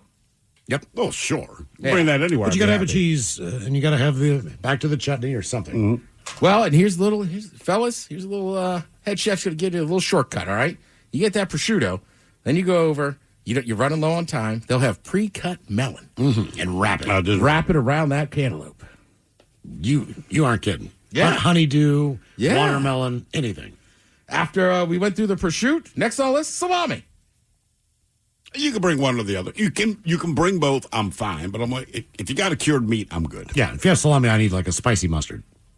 Have you had English mustard? Yes. I'm not. Oh, dude. There's like horseradish that it's got a kick. Oh, I got one of those in the refrigerator in there. Yeah. Okay, I do have it. Also, I would say this: be careful with your salamis. It took the head chef himself a few years to realize there is a massive range of flavors when it comes to salami, and some of them are quite spicy. I was going to say, if it says spicy, believe them. Next on the list, again, I don't know that I would cook this for a picnic, but I love it. I had it recently. Halloumi cheese. I would do, well, let me rephrase that. My wife would do that, and I'd be happy she did. She does it a lot at the house. Oh, yeah. What's the prep on it? No, you could just kind of grill it on a... You just kind of brown it. You can grill it. Yeah, but how do you do this on a picnic? So this would be pre-prepped. You got to have with you. Or find the black family that's doing the cookout. Or what is the one that's like a mozzarella ball? Burrata or burrata? Right. That's Halloumi's good. very good. Mediterranean cheese. You can grill it. You can just pan fry it real quick. You can add a little spice to it. Or you could cut it up and add a little fresh honey that I've had. It's delicious. I have done it every way you've said. It's delicious, salty, squeaky cheese. Every time she goes to the market. Salty, squeaky cheese. It is. Correct. Literally. I mean, that's, and that is the best way to describe it. Picture, it's not that it tastes like feta, but feta's salty. So it's salty, but it's dense, but not dense like cheddar. I don't know how to explain it. It's Miles, if you just go to the store and get some and cook it up, and I guarantee you in your kitchen by yourself, because I know you'd be like, I'll eat the whole thing. God damn, he's right. Just say this. You're welcome. All right. Next on the list, chorizo. Oh, God, yeah. These are the picnic foods that are trending up. Nothing like some greasy ass. Yeah, I was like, what do you do with it? I mean, I love chorizo. I guess just cut it off. We talked about this in the office. I feel like white people have taken this over in this country. Hummus. No longer Greek. Yep. Breadsticks. Those little hard, crunchy ones. I don't like those. And then it ends with flatbreads and olives. Basically, I think they use all that together. Basically, it's the Mediterranean diet with a little Italian exactly meat what in that it. is. Bring some olives. Yeah. I still say pimento cheese. I'm with you. I love pimento cheese. I think it's perfect for a picnic. Yeah. It's kind of taken off like tots. Like it's always been there, but now people are like, ooh. They discover cheese. it, yeah. Exactly. Yeah. Thank you, Head Chef. We appreciate it. Shot of the Day is coming up at 5:08. All right, coming up at 5:08, we'll drink and toast with a shot of the day. And we do have your headlines on the way at 5:50. But first, quick check in with Mike Hawk and some of the stories and headlines he is not working on. Well, thank you, Miles. A study on mice found that a bad diet might make microplastics even harder on your liver.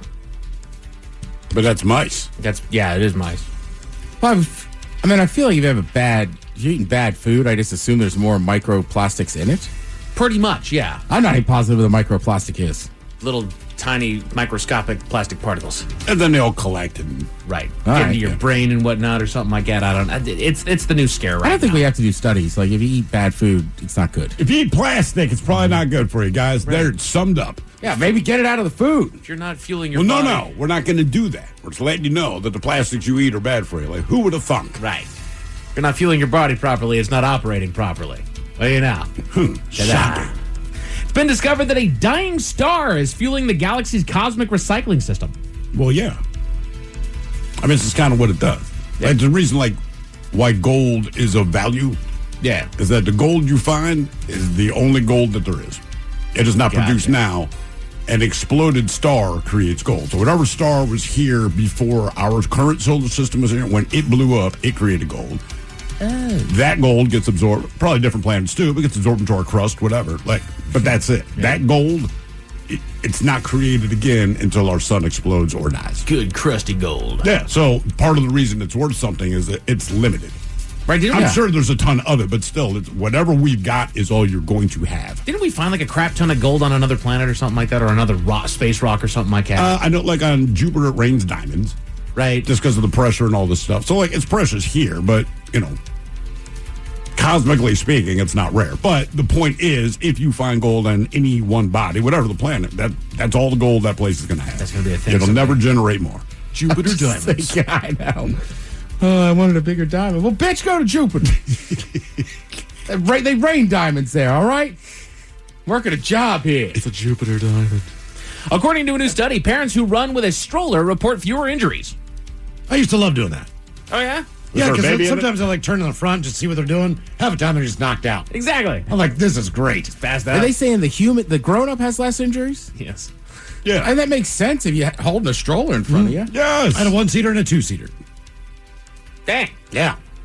Which was easier to run with? Believe it or not, probably a double.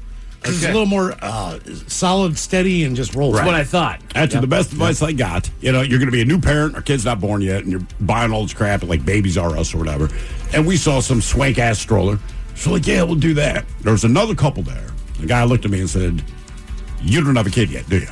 I go, "No." He said, "Listen, the only thing about the stroller," he goes, "it is great. It's fantastic. It's high quality." It's like, imagine going to the grocery store, going to the department. He's like, it just doesn't fit. Sure. I was like, dude, seriously, good looking out. He's like, look, no. He goes, the only reason I know this is because we basically bought the same thing. Right. Yeah. And everywhere we went is a pain in the ass. So why does every if aisle you're gonna expecting, even if someone gets you that really nice stroller, seriously, just trade it in for something just a little more equitable as far as size There goes. you go. Put your thinking caps on, gents. Time for the Merriam-Webster word of the day. Steve, you currently hold the title on this one after getting the big win yesterday. This is a noun brought to you by the letter S. I give you guys a 30% chance of success on this guy. Now, in military context, This word refers to various actions involving discharge or release of bombs, rockets, artillery, etc., as well as sortie. As well as to the bombs or projectiles released in such an action. In general use, it's usually used to refer to a strong or sudden verbal attack, but it can also refer to a sudden occurrence of applause, laughter from many people. Okay. S word, 2 syllables. A noun. A noun, usually used to refer to a strong or sudden verbal attack, but it can also refer to a sudden occurrence of applause, laughter, or etc. from many people. You've heard of this word before. Last and final call. The word is salvo. Oh, yeah. Right. Opening salvo. Yeah. Derby got it here on YouTube. Good job there, Derby. Couples who exercised together reported better communication, better conflict resolution, and less marital conflict than couples who did not exercise. So it doesn't necessarily that they need to exercise together at the same time, but both need to be actively exercising within the same time frame. It makes sense. Yeah, when I go to the gym when I went with my wife, it's like, you go your way, I'm going mine. Exactly. So I just walk over and like, how much more time do you need? And then I'll fill the next 10 minutes with whatever until she's done. Your endorphins are pumping at the same time. You kind of get synced up a little bit there. Now let's go get lunch. Yeah, I'm with you. It's tough. Like, I don't mind going at the same time, but she liked running. I'm not a huge runner, so I was like, all right, you can run. I'll just walk quickly the other way around. Yeah. Exactly. But I don't want to hold you back. Like, it seemed like it would be a fight. Absolutely. Right. The wife and I will sometimes do videos together, but a lot of the time it's, I'm doing heavy lifting while she's doing Pilates or something like that. Or, stretching or whatever the hell she does over there. Yeah. She's like Lewis Hamilton. Yeah. He doesn't lift a lot anymore. He's mostly Pilates and yoga. Oh, I thought you meant her looks. Jesus. Wow. He's a good-looking man, but still a man. Tell you what, man, she got me into the Pilates there. We did a 25-day challenge. That sucks, for one, but two, it works. Every man I know that's ever done Pilates is like, I thought it was going to be something else. It was much harder than I thought. It's so hard because it's time under tension. Yeah. It's not anything, a whole lot. It's simple. It's easy, actually. But it's just the length of time you're doing something. Correct. You're holding a pose for a good long time while doing other things, adding on, as they like to say. Now you're squatting down and then you're doing weird things over here, or you're bending down this way. But it's not about the big muscles. It's about the little small muscles that connect it all together. No thanks. And it helps mobility. It is insane how much it helps mobility. I friggin' hate it. Like, I curse it. She likes doing it with me because I bitch the entire time. But doggone it works, dude. When it comes to your olive oil choices, it's being suggested that virgin olive oil may protect an aging brain, while refined oil was linked to faster decline. Oh, really? Yep. Basically, they say that avocado oil and animal fats do not affect brain health. Gotcha. So, do not affect and overall health. So, if it's not extra virgin olive oil, if it's not avocado oil, any seed-based oil is crap for your body. Right. Even if it's grapeseed oil, sunflower seed oil, corn-based, canola, all that crap. The reason the French are so skinny, one of the thoughts is, and they have no cholesterol, they cook and eat butter. Gotcha. It's fat. Yeah, they eat animal fat. So if it's tallow, whatever it is. Let's say beef tallow, yeah. Sure. That makes sense. And Greeks are all using olive oil too. Mm-hmm. Mediterranean diet's always like the number one diet to go with. You look at any other country's diet, you go like, oh, that's what they do. Exactly.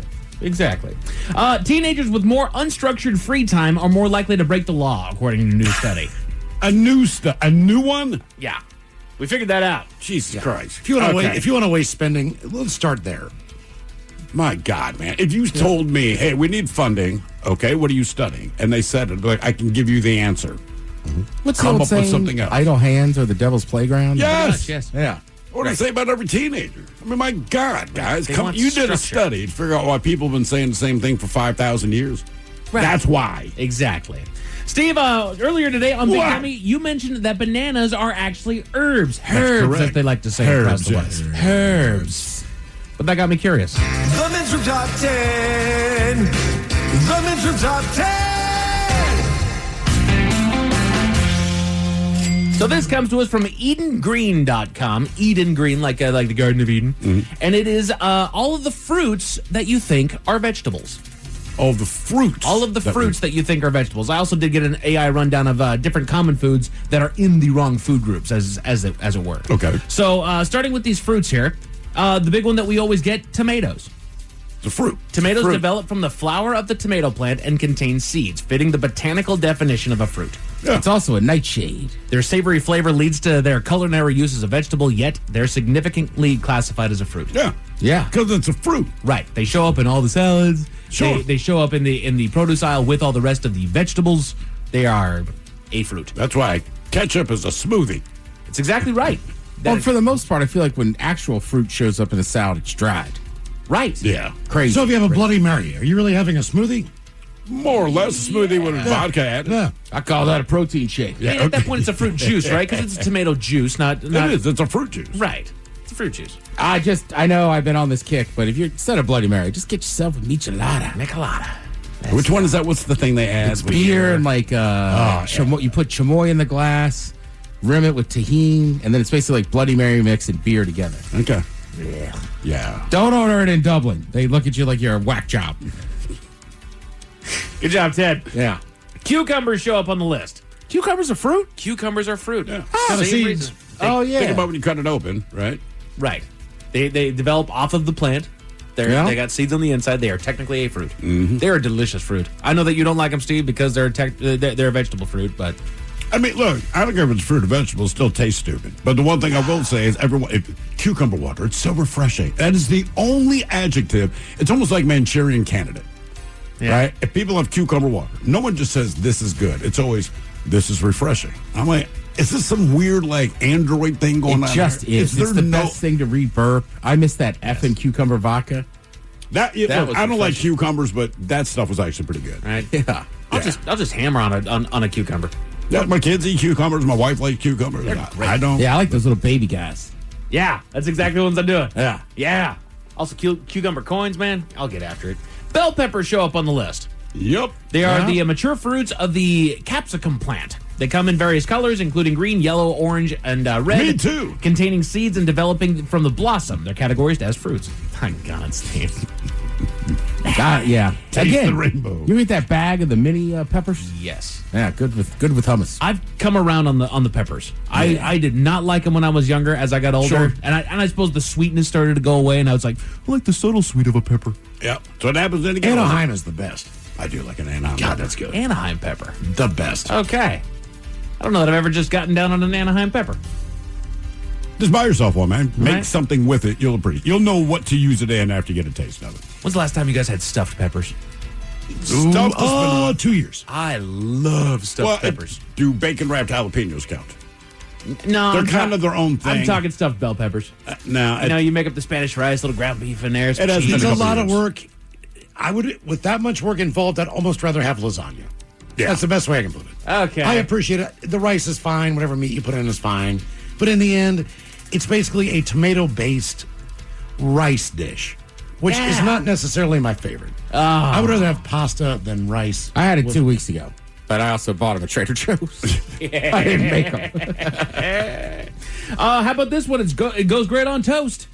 Avocados. Yeah. They're unique in that they also are considered berries. They grow from the flower of the avocado tree and contain a single large seed. Their creamy texture and nutritional profile make them a favorite fruit in many dishes. I don't mind avocado. I'll be that guy. Like avocado toast on sourdough with a couple eggs on top. That is top notch. The one that I've been doing, honestly, the last couple of weeks there is sourdough toast from Trader Joe's. They got the best sourdough toast. Make the toast there, smear, and you don't have to do really anything other than just smash the avocado all the way on that toast. Throw down a couple of those little cherry tomatoes, chop them in half and put them on there, a little salt and pepper. Yeah, my wife gets down with that, man. All day. Yeah. All day. Squash and zucchini show up on the list. Again, these are fruits that are miscategorized as vegetables. Both squash and zucchini are summer squash varieties that develop from the flowering parts of the plants and contain seeds. Their use in savory dishes often leads to their mistaken identity as vegetables. It's the time to be eating them. This is the time to be eating. Prime time, man. And you know what? It's also the time for pumpkins. It's a gourdy season. They belong to the squash family and are indeed fruits. They develop from the flower, contain seeds, and are part of the gourd family. Their association with pies and carving doesn't change their botanical classification. Yep. I love that pumpkin flavors now just turned into cinnamon. Yeah, right? It's always been that. Yeah. There's other flavors in there. I know. Is the PSL back? It's You know what? We were out at Green Lake, and they've got one there right now. All right. So I don't think it's Starbucks just yet, but it should be here in the next. Starbucks makes it official. Yeah, I feel like should be. Well, and I feel like Halloween starts so early. Like I feel like in a week or two we're going to see all the pumpkin beers too. Yeah, I was watching something, and a commercial came on for Disney. They have some Halloween thing coming up, and I'm like, man, it's late July at this point. Like, come on. Mm-hmm. Olives show up on the list. All right. They grow from the olive tree's flowers and contain a pit, technically a seed, making them fruits. They're pressed for oil or chewed and eaten whole, but their savory taste leads many to think of them as vegetables. I will admit I didn't know about the various classifications of olive until I met my wife. What do you mean? I knew that Like there was black, green olives green. and black olives. That's what I knew. But she loves the Kalamata olives. She can't get enough of it. To me, for some reason, olives just sit in their own world. There's fruits, there's vegetables, then there's like olives. Well, as much as they say to use virgin olive oil. Yes. Why don't they tell you to eat olives all the time? No kidding. I think that Mediterranean diet does. No, I eat a lot of olives. That is something I do. God, I keep trying them. I want to like them. I just don't. What about like topping on? Like with your hummus and your pita and all that kind of thing? Yeah, still, and I top it on. I mean, I'll eat like black olives if it's like somebody got them on a pizza, but that's about it. Do capers count as an olive? No, capers are capers. They're cactus bud. They're cactus bud. Yeah. Okay. They're just brined. I tell my mother the frog fashion. balls because she loves them and I hate them, and she gets mad. But I always tell them that. She'll even say, "Don't say anything." I'm like, "About your frog balls, Mom? I'm not going to say anything." Jeez, it whiz. And then the last fruit that they have here that's actually misconstrued as a vegetable, and I would have put this right in with the vegetables, peas. They grow inside pods that develop from the ovary of a pea flower, a key characteristic of fruits. The pod acts as a protective case for the developing seed, or the peas, and aligning with the botanical definition of a fruit. I like snap and snow. Yeah, I'm with you. What other kind of peas are above. there? We got like I don't know. Sweet peas. Right. Then I just always think of peas as just being very like starchy vegetable. But it's not even a vegetable. It's a starchy fruit. That's correct. I like peas. Couple of the other ones that are put in here, rhubarb, they said. A court said that this plant is a fruit back in 1947. Now, that was just to save tax money. Sweet potatoes. They're a root vegetable. People often call them yams by mistake, which I honestly thought that sweet potatoes and yams were interchangeable. They can be interchangeable as far as the flavor someone wants in their mouth, but they're two different things. A lot of sweet potatoes are white on the inside. Right. I'm with you, though. Like, if I made candied sweet potatoes, I'm not sure you can tell the difference between that and a candied I yam. would not object. No. Yeah. Peanuts show up on this list. People think that they're nuts. They're actually beans that grow underground. They're legumes. Cashews. They don't grow in hard shells like real nuts do. They hang out on the bottom of a fake fruit like real nuts do. And then I'll leave you with this last and final common food that puts itself in the wrong group. Whoops. What in the world is that? Sorry, man. Wrong sound effect. Found out in Hawaii, the lovely coconut. This hard food has a single seed. Science calls it a dry drupe fruit, not a nut. Not a nut. Okay. Yeah. Where's the seed? It has a single seed. I still don't know if I've ever seen a coconut seed. It's hiding in there, man. You really got to dig somewhere in in there. All right, I'll take your word for it. So is the coconut itself not the seed? Or is a seed? Huh. Yeah. Just got to sort around in there, really right. I'm going to start looking for a coconut. It's like the G-spot. Where's that little bugger? Yeah. Come on. I'm done looking. Sorry. You got to feel around in there. Looking for seed. Oh. Officers were called about a man that was found unconscious, but you won't believe where they found him passed out, Miles. Where'd they find him? Tell you all about it at 5:15. Thanks, sir. Headlines are coming up at 5:50. In the meantime, have we made it to drinking time? Somebody out there deserves to be recognized. And the men's room knows just who it is. So to you, we say, bottoms up, sailor. You're the toast of our shot of the day. Drink time it is, and as usual, we head to the drink test can. Steve Thrill Hill to find out who we're toasting. Yes, indeed. And today we toast Ms. Kate Montgomery. That's right. Oh, no way. The daughter of one Miles Montgomery. Jesus. And I know you're thinking, man, that's unfortunate. I would agree. It is. However, she has grown up to be a healthy young woman living her own life. And yesterday, there was the solar eclipse, right? Yeah. So, of course, like any of us, as we all did, she went to Spain with her boyfriend to check out the solar eclipse. Again, in Spain, which is cool. But here's the thing. What Kate Montgomery didn't know is that her boyfriend made the rest of us look bad. Like any guy that's out here, you look bad by comparison. The man proposed to your daughter in Spain during the solar eclipse. Yeah, she did, in fact, say two yes. rings. What? One in the sky and one on the ground, which is a smooth move, man. So you're going to be a father-in-law, which is very, very cool. Yeah. But it's, I want to say, when I met Kate, she was 4 years old, I believe. Mm-hmm. So it's, and here's the thing. So I don't see her often, but in my mind, every time you bring up your daughters, they are still 4 and 3 years old. I know goddamn well they're not that young. So it's a weird visual that I have of her being proposed to. I understand that things are different, but congratulations on that, man. I know you like the guy that proposed to her. You guys go out to dinner, do your thing. He's a great dude. He said he's a solid dude, man. So, Kate, if you're listening, and I know you're not, congratulations, man, awesome. on your engagement, man. That's a very, very cool thing. Now, does it make you feel old? Not that my daughter's getting married, but the fact that someone's a father-in-law, and then potentially, this is the one I can't get past, in 2 years you could be a grandfather. Yes. God, that just sounds so... Like, and you don't want to put it on yourself. You just found out, I was like, I'm very happy for you both. But... God, I feel old. Yeah. Yeah, but being a granddad will be fun. No, it's not that it's not fun. It's that when somebody calls you grandpa and they're not wrong. Yeah. You know, kind of like, yeah. Look, you could be a 25-year-old grandfather. If you live in Baltimore, you know that to be true. But it still sounds old, right? So, but congratulations, man, to your daughter on that. And again, guys, listen... He proposed to her in Spain during an eclipse. I did it in an apartment in Belltown. I'm just saying. Yeah, I suck. He's cool. That's what it comes down to.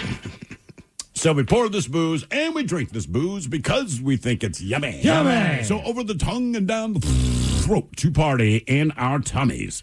Down the hola bichola.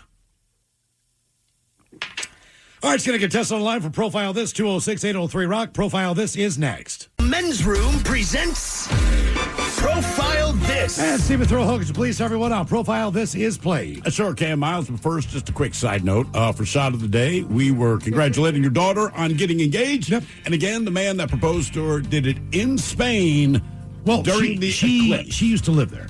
Look. So she knows all the... No. She went back to see friends. I get it. Sure. He still did it in Spain during the eclipse. And Mike and I were just talking during the break. Like, dude, we just suck as dudes, I guess. Because, like I said, I proposed to my wife at the where we lived in Belltown. Mike's like, I was a Cheesecake Factory, man. I was on... yeah, exactly. I mean, goddamn. This guy, he knows what he's doing. He knows what he's doing. Congratulations again. But how do we play Profile This? It is a simple game where we share with you a real-life news story. Something that happened right here on planet Earth. Sorry, man. And as you listen to the Stevens Pass on a... I couldn't even ski. That's better than Cheesecake Factory. It just sounds so weak compared to this that guy. Mommy, baby? Yeah. Hey, I got another question for you. Get some, she likes Cheesecake Factory. Get some Southwest egg rolls and take my hand in marriage. Let's get another round. Yeah. So it's a simple game where we share with you a real-life news story, something that happened right here on planet Earth.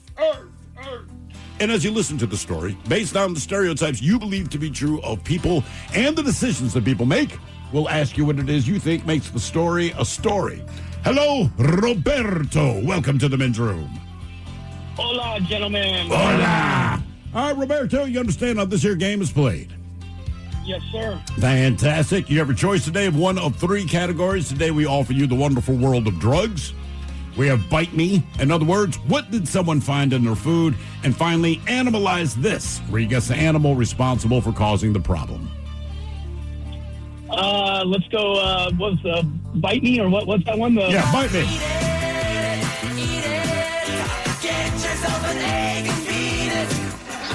All right, we go to the fine subcontinent of India, where about 165 children got sick after eating the free school lunch.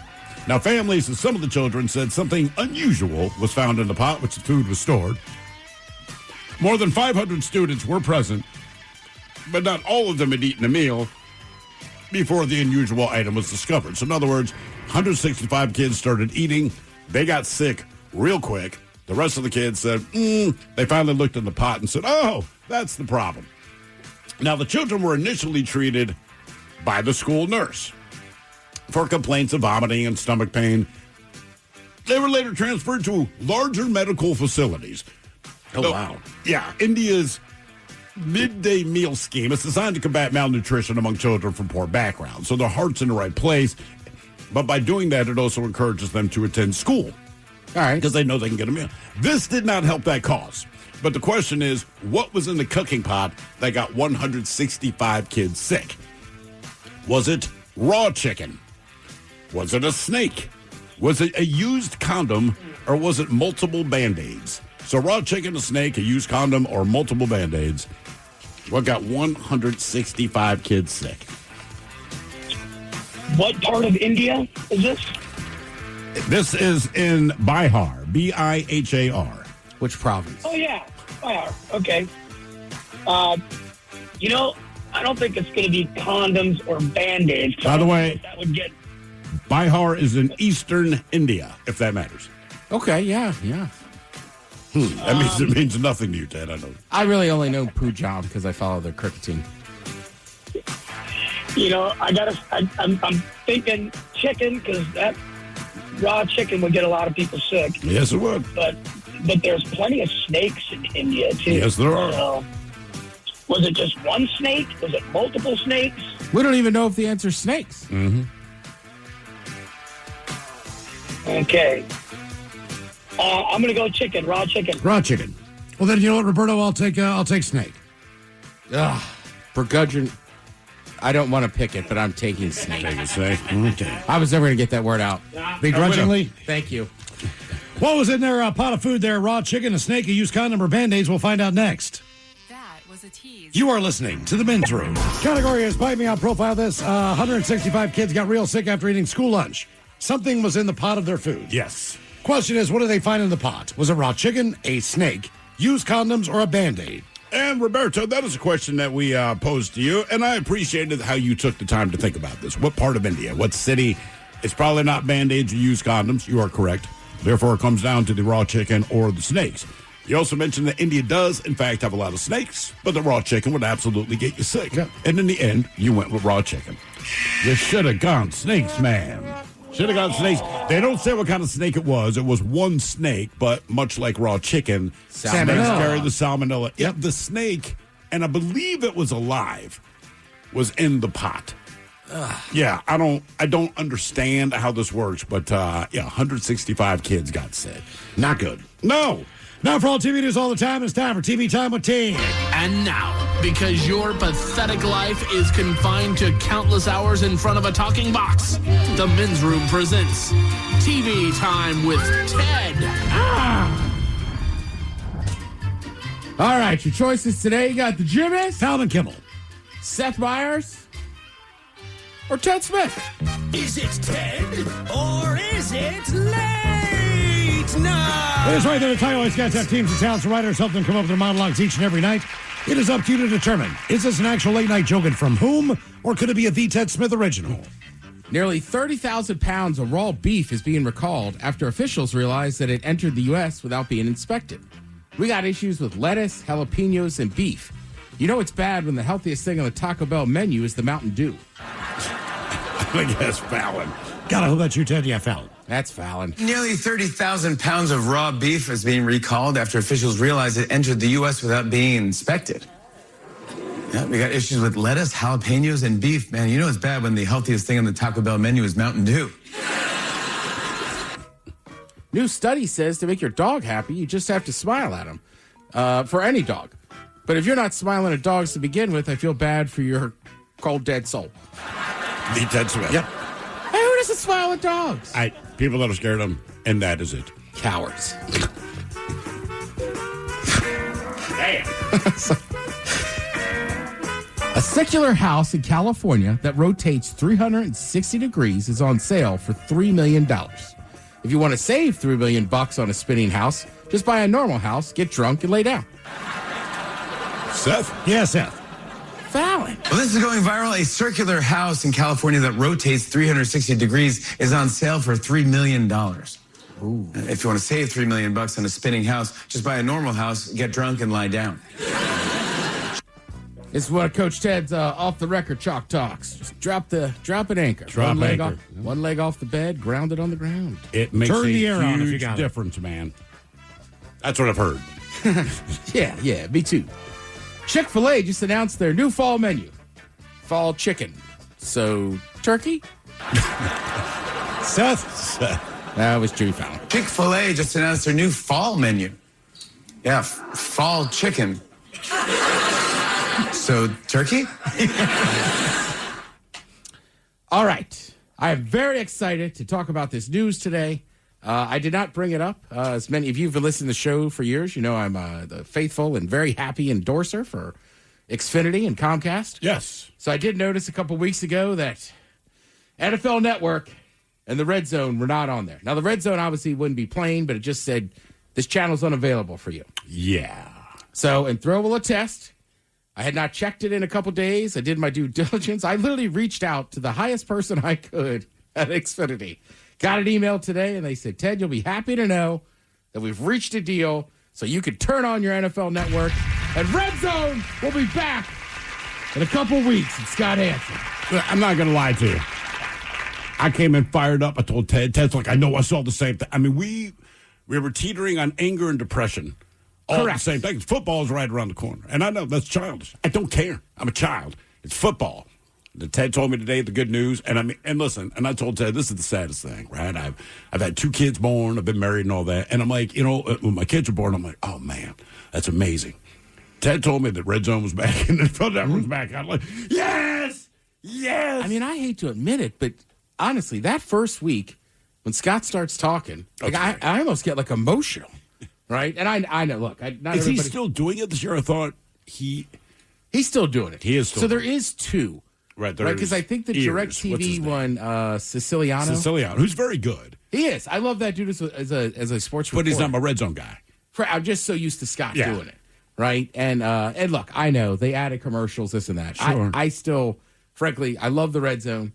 Right, like years ago when I stopped watching football, Red Zone was the first thing that got me back into watching NFL football. Yeah. And then the Seahawks got really good, and I was so sick of the Commanders and Dan Snyder. But it is just great, and you get to see all the other plays from around the league and everything. That's it, man. If your team's not on, look, if your team's on, but it's not being broadcast locally, or if your team is not on and you just enjoy football, Red Zone, I think that's a home run, man. Yeah. And again, like, look, I do commercials for them, but also, like, if you're at somebody's house who doesn't have anything, you could pull up, sometimes I'll pull up Red Zone on my phone and then just Bluetooth it into their TV. Yeah. So I can check on it. And then sometimes at my house, I bring out my little 20-inch TV from my living room or my bedroom, and I put it in my living room so I can have the Hawks on but still have Red Zone going. Oh, wow. Okay. Like a bar. That's dedication, man. It is. Yeah, especially in the fall. You get a fall Saturday where you got like a World Series or a playoff game going, and you have college football. That's when you got to double screen it. I do it in the basement. It's not double screen, but both sides of the basement. Big-ass basement. Both sides of the basement have a TV. Yeah. Normally, I'm just red zoning it, but you're right. Like, depending what else is going on in the world, like, all right, turn on the TV over there, too, and we'll just bounce back and forth. Yeah, and generally, if I have people over that have smaller children and they want to watch stuff. Bluey is on that TV. Correct. We're watching this one. That's usually my thing. I'm like, hey, don't forget, there's Red Zone on in the bedroom. Baby. Yeah. And there's a little vape pen. Just saying. Oh, and that's where all the kids go. Speaking of kids, got a list here of the kids' favorite characters. All right, just characters in general. Basically, it's a survey for girls and boys ages 3 to 8. Right, it's a recent one. Some of them cross over. I don't think it'd be too hard. Like, nobody in here has small children anymore, but like it's pretty simple. Like, all right, let's start with the girls. Right, girls 3 to 8. K-pop Demon Hunters. I don't know if that skews older honestly, or not. They're mostly the classics, right? Mickey Mouse is still on there. Really? Well, remember, there's that Mickey Mouse Club or something. I think it's a cartoon. So I think that's how kids are so into Mickey now. I know, but look, man, I had to sit through that with the kids when they were younger. And even though he's kind of the host, he's still not the main dude. I don't know what it is about this mouse, right? Donald Duck still rules. Goofy still does his thing. But it's all about Mickey Mouse. Even, seriously, like he has the fewest lines, the fewest action. I do not know what that freaking mouse does, man, but kids love his ass. I'm an adult, but when you go to the parks, like you see the other characters, I don't know how to explain it. When you see Mickey and he's got like his security team and he's like meeting a president. Yeah. It's unbelievable. I remember Mickey showed up here and it's like, I'm kind of blown away, man. Mickey Mouse is standing in the hallway. It is, it is weird. Again, these are for the little girls 3 to 8, their favorite characters. But again, classics. Cinderella. Okay. Yeah. This one, Spider-Man. Oh, really? Yeah. Peppa Pig. Yep. Definitely know that one. Hello Kitty. SpongeBob SquarePants. Sure. Moana. Thrill, your favorite. Elsa. No, my absolute favorite. Frozen. Yeah. And then Bluey. And then does anybody have a guess? Little girl's still favorite character. Still. So she's The Little Mermaid. Nope. Classic. We talked Snow about White. Talked about her last name and her parents earlier. Barbie. Okay, yeah. Again, though, I think part of that is the Barbie movie did come out, but there's so many other versions of like these little Barbie shows now where like she has the sisters and everything. So Mattel has been super smart. They just keep her in the public consciousness, so she never goes away. Yeah, I was gonna say I think that's the big thing, and they redo it for every age. I mean, I want to say like, what is it like Care Bears? There's like newer versions of that. Oh, really? That are kind of big. It doesn't look anything like the old ones. You know, the first show my band ever played, right? So we've been practicing. We're a metal band, man. And so our buddy's like, hey, man, I got you a gig. Somewhere in East Baltimore is an outdoor festival. We're like, this is so cool. This is our moment to finally get on stage and play an actual show. We roll up there, and it is an outdoor thing, and there is this wooden stage that's been built. And on the back of the stage were 4 giant Care Bears. And I just remember thinking, like, what is happening here? But we went up and played That's our awesome. show. No, we were still well received, but I'm like, there are Care Bears behind us, man. It's kind of punk. I guess I was not feeling that way in the moment, but they'll always be close to my heart just for that. All right, so now we'll do the list of top 10 characters for boys ages 3 to 8. Spider-Man. So Spider-Man's number 1. Okay, my son even told me so he has seen the most recent movie, but before it came out, we watched the one previous to that, No Way Home, whatever it was. Yeah. But we're watching it, and he goes, Dad, I'm going to be honest with you, man. Like, if I could have any superpower, I'd be Spider-Man. Then he added the caveat, if I didn't have to fight anybody. I'm like, well, no, you can't just have superpowers and not fight people, man. Like, With I don't want to great get in power a fight. comes great responsibility. Doesn't want the responsibility, man. He wants to swing through the city, and I get that. All right, so Spider-Man's number 1. SpongeBob. All right, good call. SpongeBob's number 3. But in the vein of Spider-Man, think of more... Batman? Iron Man. Batman's number 6. Iron Man number 10. Okay, makes sense. I think Captain America's going to be on there. He is not. Superman makes the list. Hulk. No more Hulk. They like the big fist. Mickey Mouse still makes the list.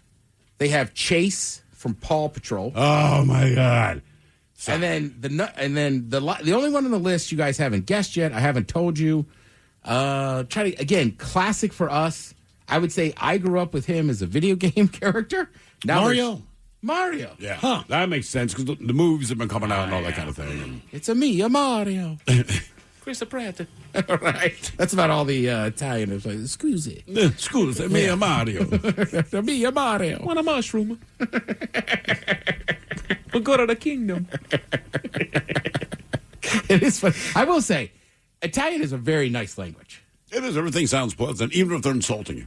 Right, whereas German always sounds... And I was talking to a lot of Germans over in Ireland, right? And they're very nice, but it just does sound harsh. They don't sound nice, but they're fine. Correct, and you're right. Yeah. Italians could be insulting me, but it's just so nice and You're pleasant. so ugly. Yeah, exactly. Thank you. You smell like feta cheese and it is gross. Right, and then when people speak to me in French, I just assume they're insulting me. Yeah. That's their default setting. Right. Well, at least in Paris it is. Right. Oh, for sure. I heard in Lyon it's much friendlier. Like I told you earlier, though, if you do have your Comcast Xfinity, good news, NFL Network's back. Ted, why are you bringing that back up? Why are you bringing it back up? Why? You can watch some NFL football preseason on tonight. If you got the, you need to scratch that itch. Who's playing? Because I need to scratch that itch. Steelers, Packers, Niners, Titans. But I don't care. And this weekend...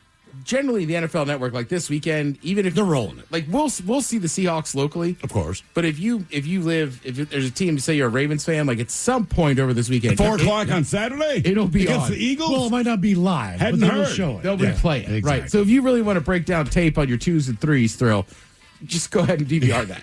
Yeah. Thank you, Tim. We appreciate it. You're listening to The Men's Room. The Men's Room returns with Miles and Thrill. Now, let's see what's happening in the real world. All right, here we go. Florida woman almost hits the cops, gets a DUI in her brand new Rolls Royce. Meanwhile, when being arrested, throwing meth in a cop's face, not the best choice. 2 arrested after taking pills and passing out in a bouncy house. Cape Fear strikes again with a river rescue of a husband and his spouse. And a 102-year-old man is no longer after asking to turn down the music at a bar. It is time for your headlines. Now, it's time to hit the headlines. Here's my car. Hi, top story. We got to Missouri where druggies like to have a good time. Officers were called to a local business on reports of 2 men that were found unconscious inside.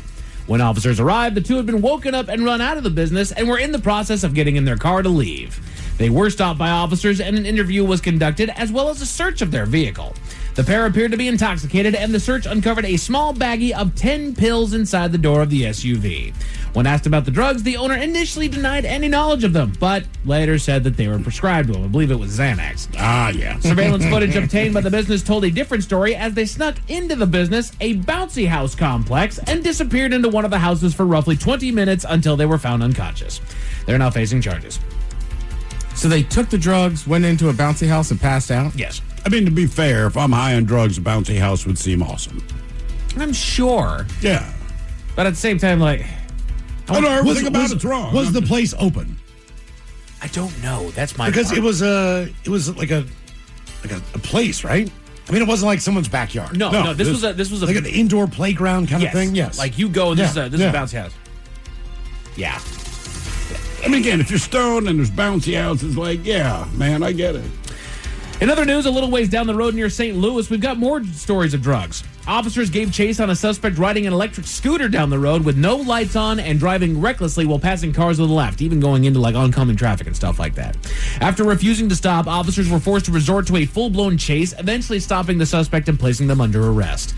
Upon searching the scooter rider, they found a small container that was determined to be holding methamphetamine. What do you know? Body cam footage showed one of the officers opening the container moments before the suspect batted at her hands at the perfect moment, causing the drugs to scatter all over her face. The suspect was taken into custody on multiple charges, and the officer suffered no ill effects from the drugs that made contact with her. They said that this guy's actually got a rap sheet, so they're pretty sure that he was just trying to avoid going back. You know what, man? Honestly, if they have the DARE program, but you should just take these headlines and go to school. Yeah. Look, you're kids. You can grow up to be somebody. Watch this video. Right. So I'm just going to share some news stories with you for the dangers of drugs. Do you want to be that? Right. If the answer's no, don't do that. Does this look like fun to you? Yeah. Let's avoid that. Don't do drugs, kid. Drugs are bad. They're bad. Okay. We go to Wales, where the bar altercations can get deadly. Earlier this month, a local band known as Super Hans was performing at a bar called the Crow's Nest to entertain the local barflies.